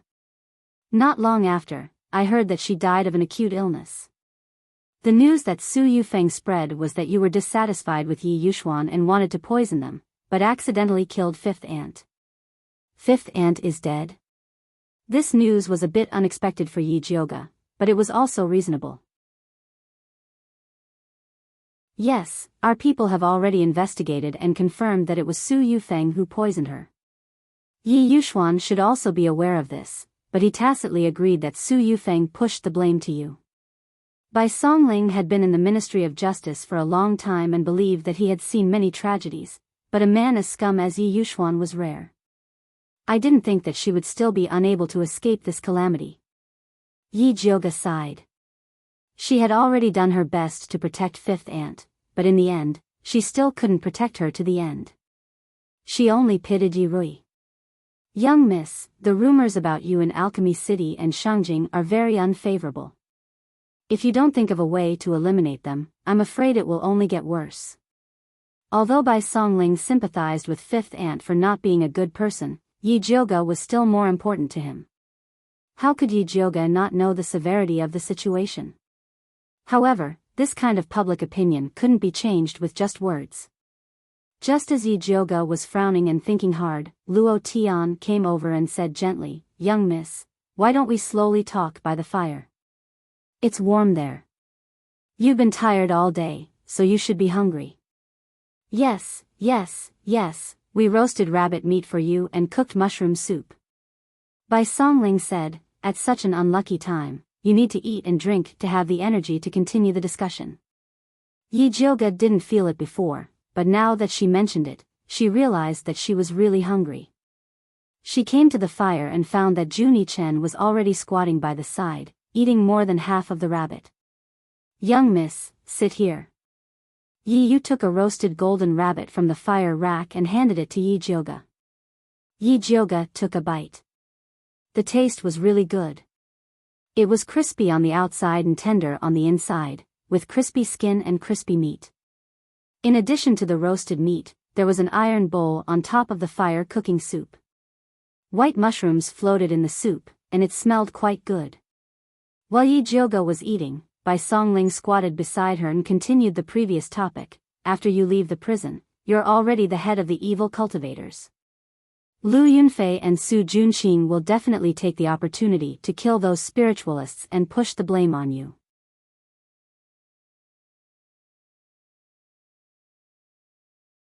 Chapter 172.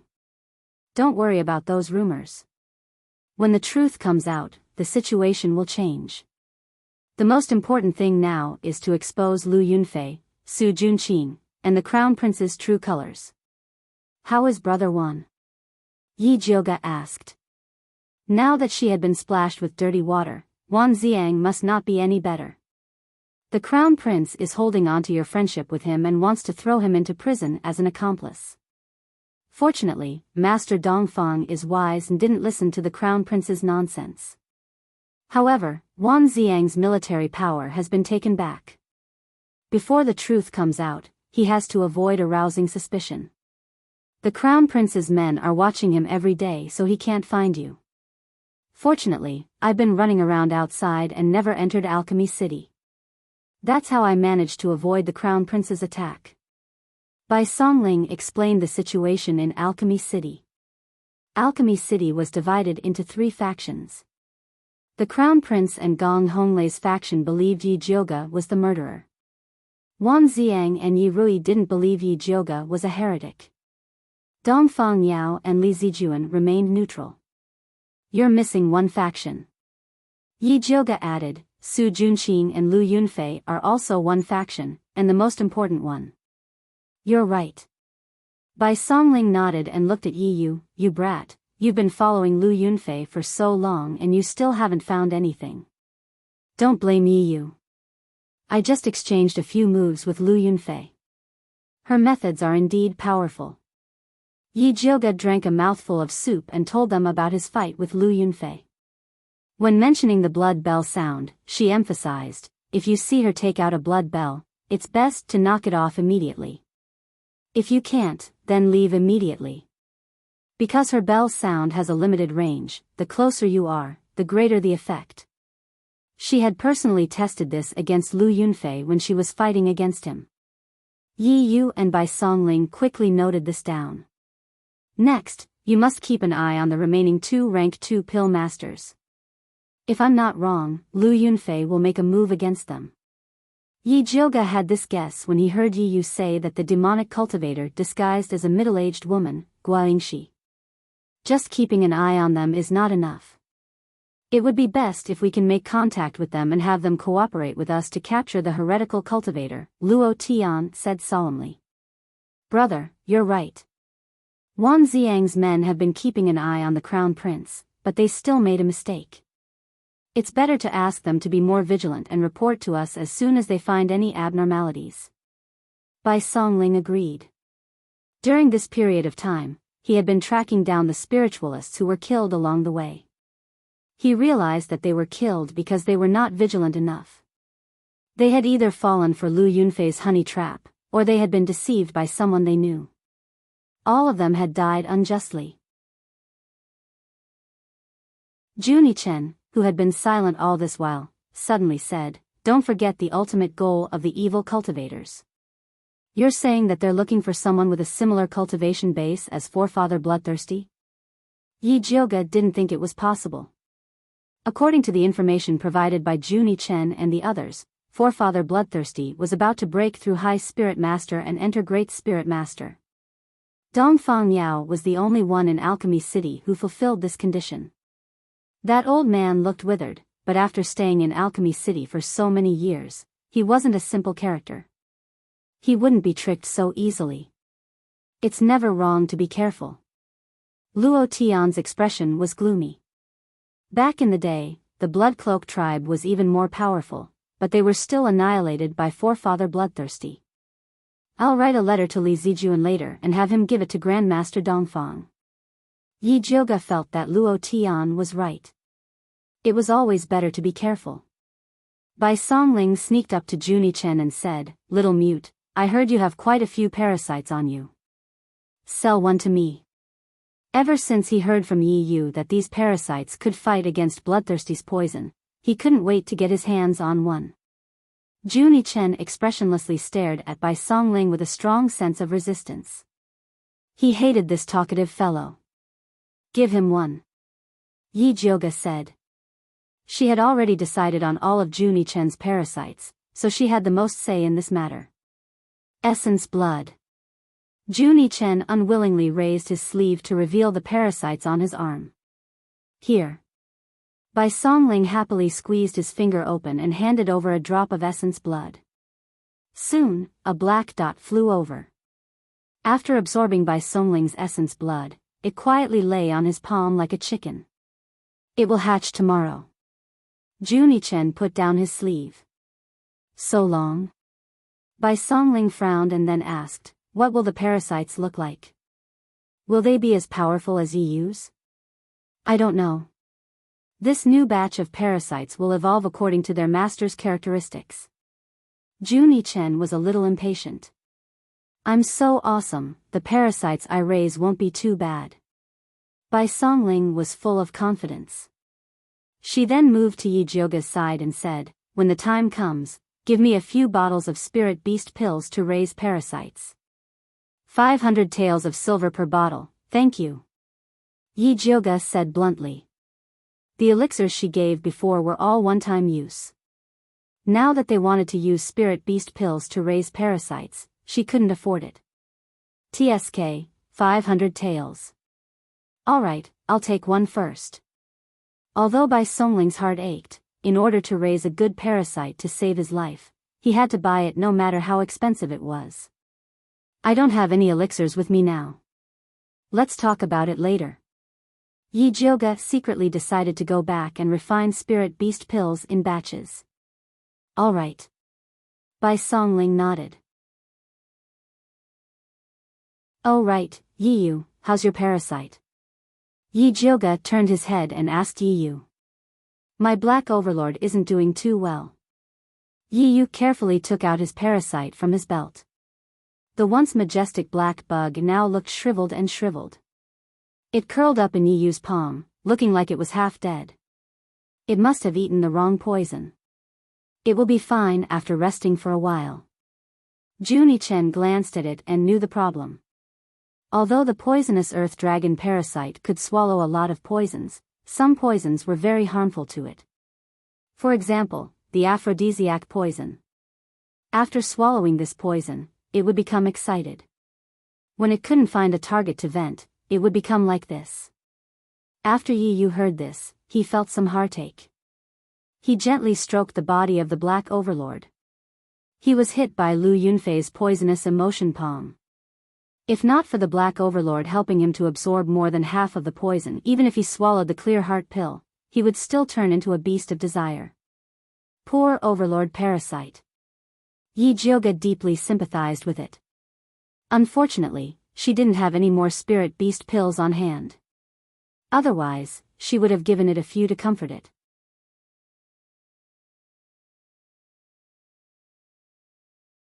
Chapter 173. The night sky was tranquil with the stars hanging high in the sky. Bai Songling yawned and asked Yi Jioga, "It's getting late, should we camp here or go somewhere else?" These rough men could lie down for the night anywhere, but Yi Jioga was still his. He was afraid that she would feel wronged. Yi Jioga thought about it and said, "Let's go back to Alchemy City. Find a way to rent a place for me tomorrow morning. I want to refine some tranquil heart pills and a few bottles of spirit beast pills." These insects needed pills to heal, so it was better for her to refine some as a backup just in case. Sure, His Highness has a secret hideout in Alchemy City. I guarantee that the Crown Prince won't be able to find out. Bai Songling couldn't help but admire Dongfang Kei's foresight. Dongfang Kei had secretly set up several strongholds in Alchemy City before the competition. Now, they finally came in handy. Then let's go. Yi Jioga stood up. Luo Tian extinguished the bonfire. Yi Yu dug a hole to bury the leftover rabbit skeleton. Bai Songling cleaned her precious iron bowl and put it away. There was still 2 hours until daybreak. Yi Jioga, Bai Songling, Luo Tian, and Yi Yu had to disguise themselves or else they would be captured. Disguising was also a necessary skill for Yi Yu. He painted his face yellow, and after a few fiddles, he turned into an ordinary young man. Dressed in coarse blue clothes, he looked like a servant from a rich family. Luo Tian, on the other hand, painted his face black and pretended to be a silent guard. Bai Songling put on a slanted eyebrow and a goatee. He wore a sapphire blue robe and instantly became a rich landlord. At first, Bai Songling suggested that Yi Jioga pretend to be a landlady and become his wife, but Yi Jioga refused. She had already made up her mind. She rubbed some medicinal powder on her face and turned into a middle-aged woman with high cheekbones, a mean expression, and fine wrinkles on the corners of her mouth. "You look like Gua Yingxi." Yi Yu frowned. This face reminded him of a painful memory. "That's the effect I want." Yi Jioga did it on purpose. "That's too risky." Bai Songling also disagreed. They had to tuck their tails between their legs when they entered the city, but Yi Jioga pretended to be someone that the evil cultivator had once disguised as. Wouldn't that attract more attention?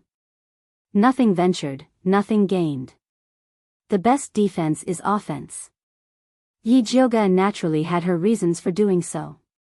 Now that the entire Thunder Country was against him under the influence of the Crown Prince, if she continued to hide like a turtle, she would only lose the initiative. She had to think of a way to take the initiative to attack. He might be able to catch a big fish by pretending to be Guaingxi. Well, anyway, it can't be that bad. Bai Songling was also very optimistic. By the time they finished dressing up, the sky was already beginning to brighten. After the city guards opened the gate, they didn't interrogate Yi Jioga's group and directly let them into the city. The stronghold that Bai Songling mentioned was at number 17 East Main Street, next to the herb shop. At this time, it was still early. There were few people on the street and only a few shops were open. The group entered the house without a hitch. It was a courtyard with 3 entrances. Although the layout was simple, it had everything that one needed.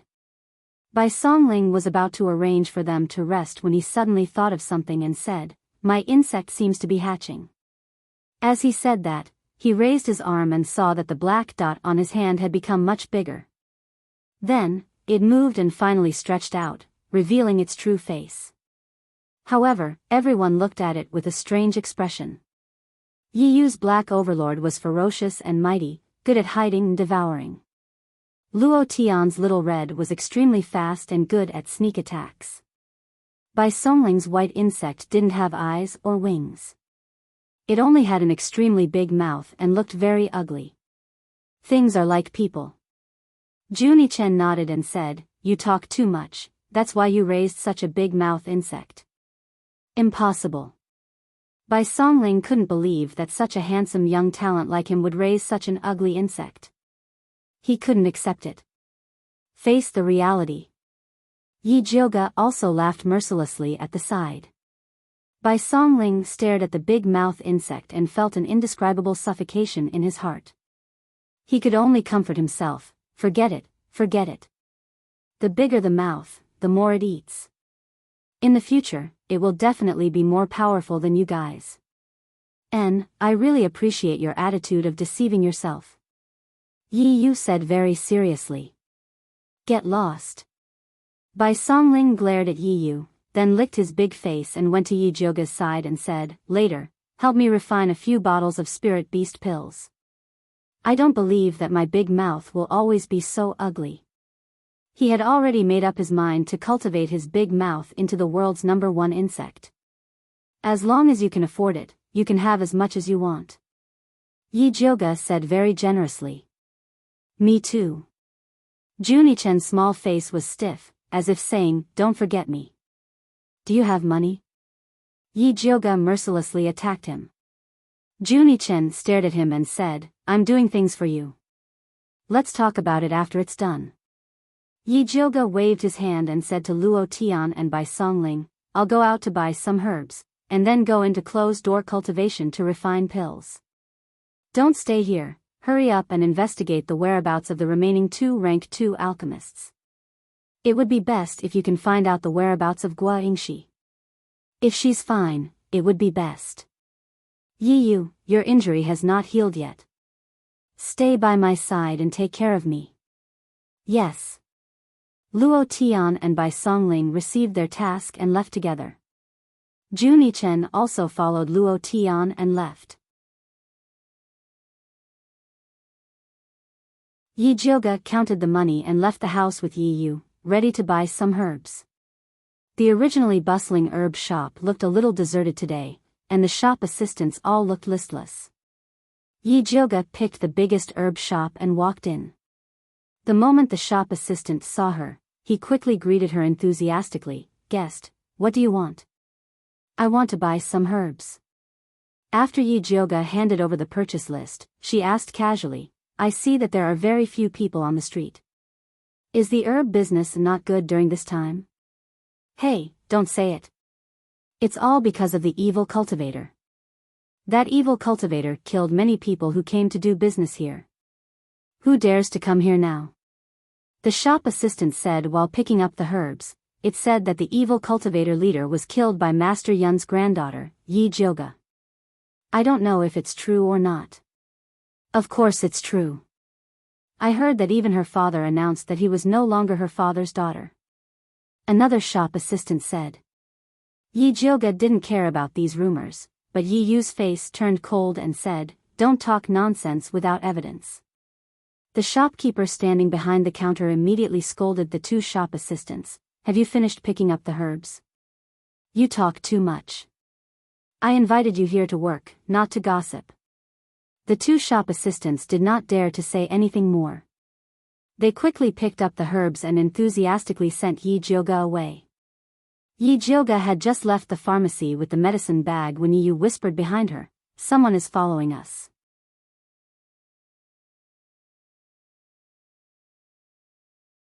Chapter 174. Who's following us? What's their cultivation level? Yi Jioga lowered his voice and asked. Should be an advanced spiritualist. They're very cautious. Yi Yu answered. If it wasn't for his natural sensitivity towards tracking, he probably wouldn't have noticed. Let's find a chance to take him down. Yi Jioga said as she looked around. They were currently on the busiest street in the herb store. Although the evil cultivator's killing caused business to drop, there were still more people than other streets. In particular, there was a free market in front of them that sold spiritual herbs picked by the city's residents. There were quite a lot of good stuff. Many low-rank alchemists were there with their followers. It was very lively with people coming and going. Yi Jioga had an idea, so she turned around and walked towards the market. After turning left and right, she walked into a small alley. During this process, Yi Yu and Yi Jioga were already separated from each other by the crowd. Yi Jioga kept walking along the dirty alley. The further she went, the more secluded it became. At this time, she could feel someone following her. The aura was very well hidden. If she didn't look carefully, she wouldn't have noticed. When she reached a dead end filled with junk, she turned around and asked, "Friend, why don't you come out and have a good talk?" The person didn't make a sound. The alley was dead silent. Since you don't want to come out, don't blame me for being rude. Yi Jioga raised her finger and a purple lightning shot towards the pile of wood in the corner of the alley. A black figure sprang out from the pile of wood and ran out of the alley. Yi Yu was already prepared. He came out from the shadow and raised his hand to shoot two gray spiritual lights to force the black figure back. The black figure landed in front of Yi Jioga and revealed his face. It was a young man with a very unique appearance. It's you? Yi Jioga looked at the person's braided hair and black and red robe. He remembered that the person was a rank 2 alchemist. He was a prince from a remote country in the west. He seemed to be called O Yongsan. You recognize me? O Yongsan's light brown eyes sized up the disguised Yi Jioga. There are only a few rank 2 alchemists in the city. It's not strange that I recognize you. But why are you following me? Yi Jioga asked with a stern face. Because you look like a friend of mine, Guaingshi. Do you recognize her? O Yongsan's attitude was calm but his tone was full of probing. I don't. Does she look like me? If there's a chance, we can get to know each other. Yi Jioga was expressionless. There's no chance.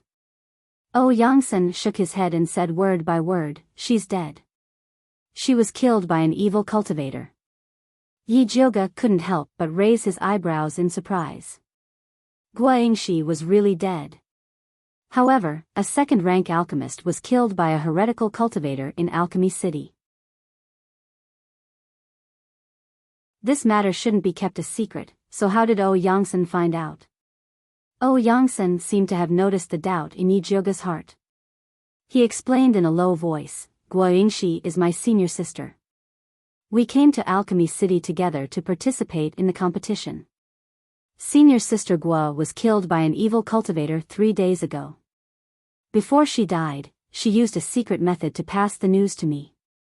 I've been looking for her body, but I haven't found it yet. After Oyangsan finished speaking, he sized up Yi Jioga with a scrutinizing gaze.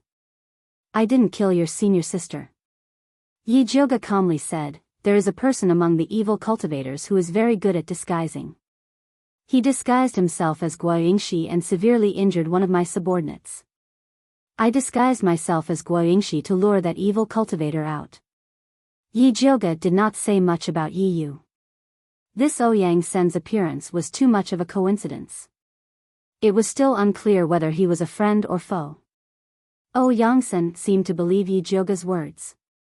After a moment of silence, he asked again, since you're investigating the evil cultivator, do you know the whereabouts of Yi Jioga? Do you also think that Yi Jioga is the leader of evil cultivators? Yi Jioga asked. Oyangsen was silent for a moment before saying, if she's the head of the evil cultivators, she won't be able to escape Grandmaster Dongfang's eyes.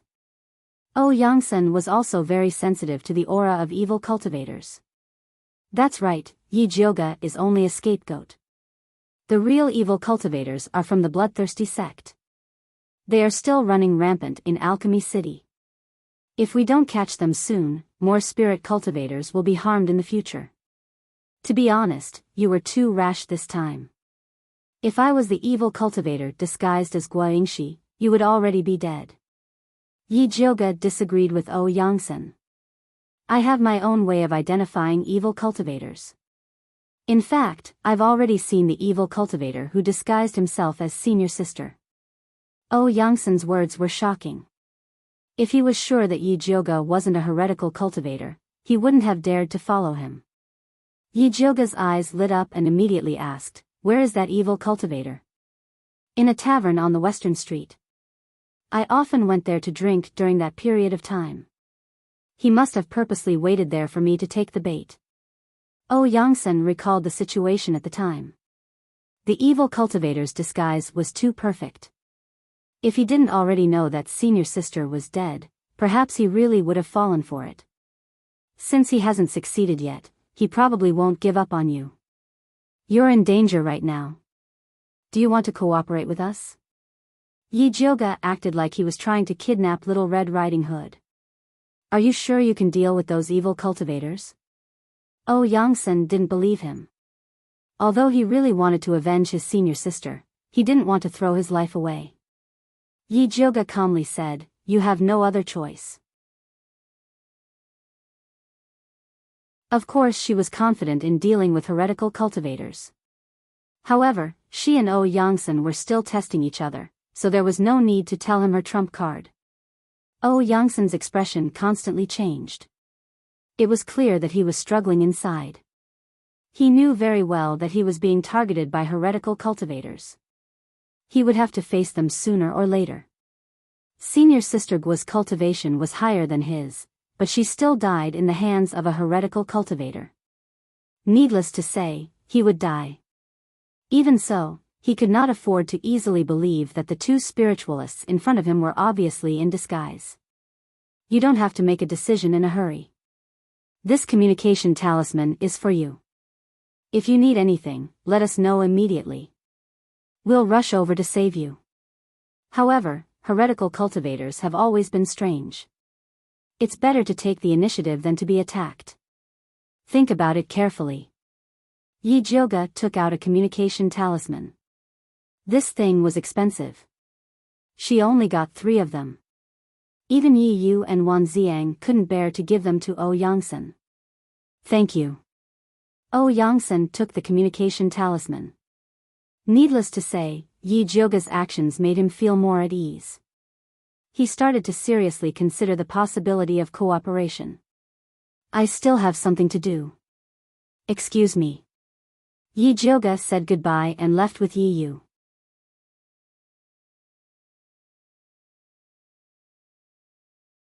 Chapter 175. Eldest Miss, that guy is still watching us from behind. Yi Yu whispered. There's no rush. He's definitely more anxious than us. Yi Jioga said indifferently. If she acted like she wanted Oyangsen no matter what, she was afraid that he would still act arrogant. She had to act like she didn't care about anything. Only then would he seriously consider the cooperation. How about I go watch him? Yi Yu was a little worried. There were only 2 second-rank alchemists left in the city. If Yangsen was also killed, it would be even more difficult for them in the future. That's fine, but you have to be careful. If you meet Lu Yunfei again, take more pills. Big sis doesn't have anything, but I have a lot of pills.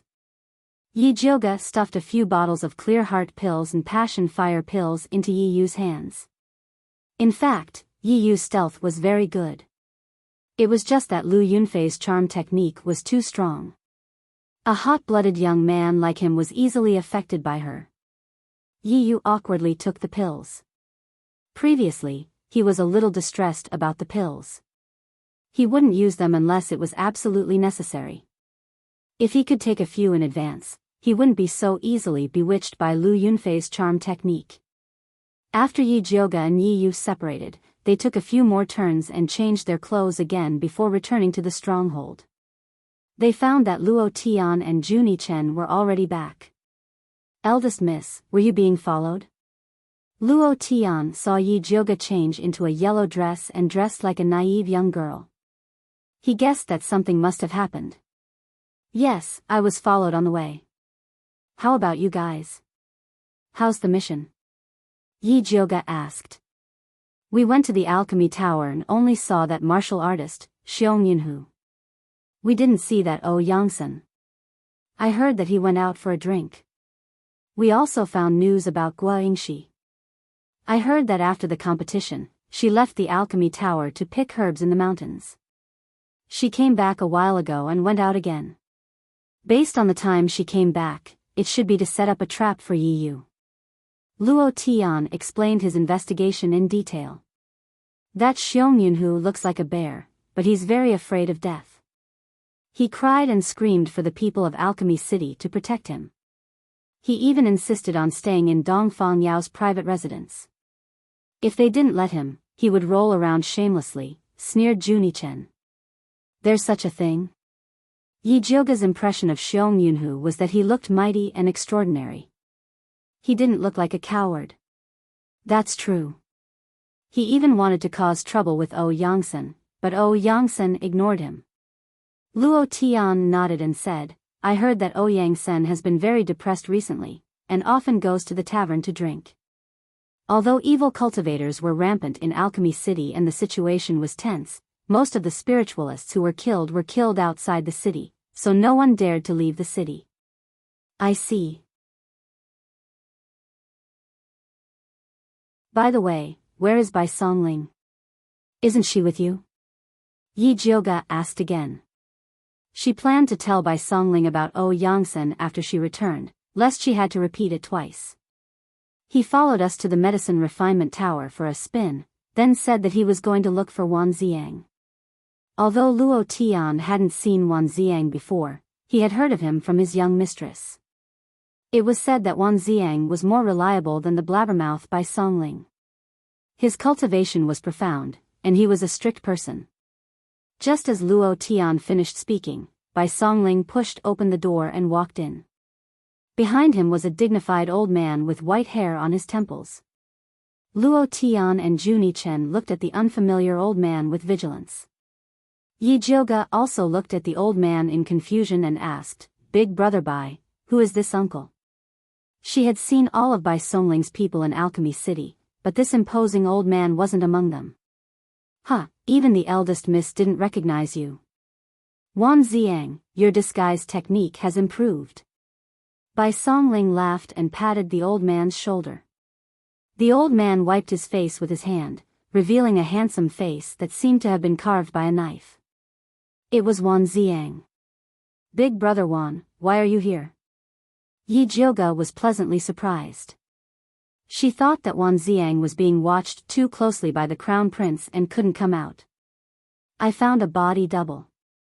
Wan Ziang gave a simple explanation. He had been in the justice ministry for so long and learned many tricks from all walks of life. He didn't bother using them in the past, but he couldn't care less at this critical moment. Yi Jioga asked, How is my little sister? Does she know about fifth concubine's death? Yi Rui was now imprisoned in Alchemy City because of her. She didn't even get to see fifth concubine one last time, so she felt a bit guilty. Fourth Miss Yi and your maids are under Li Zijuan's protection. They are currently safe, but I was afraid that she would be too excited to hear about her mother's death, so I hid it from her. On the other hand, your maid, Hua Dai, went missing some time ago. Li Zijuan's group found her corpse outside the city. Just like Gong Hongyu, she was skinned and had her blood sucked out. I saw her corpse and it didn't look like she had just died. It was more like she had been dead for a while. Wan Ziang spoke in a grave tone. Although his military power was taken away, Grandmaster Dongfang and Li Zijuan didn't restrict his movements and would notify him if anything happened. Yi Jioga asked, when did Hua Dai go missing? In fact, she had already guessed that Hua Dai was already dead.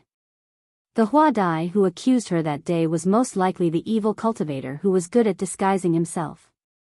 She had to admit that the evil cultivator was really powerful. Although she had some suspicions at that time, she still couldn't see any clues. The day Yi Yu was injured by Lu Yunfei. Wan Ziang's words confirmed Yi Jioga's speculation.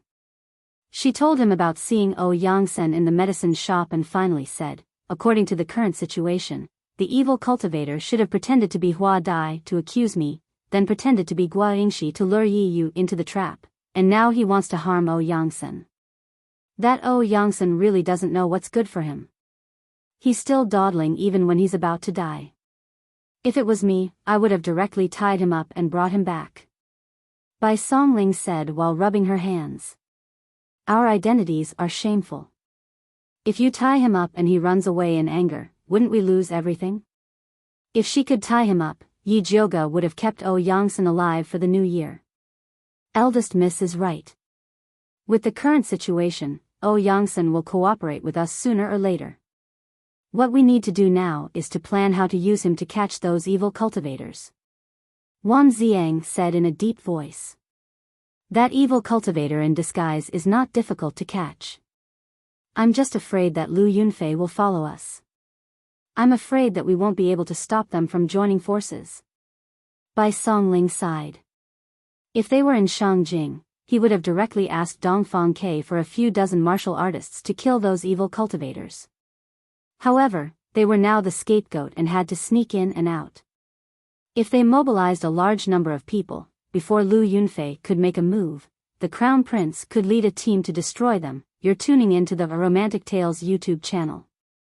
Don't forget to subscribe and join us on this journey to catch the most captivating stories.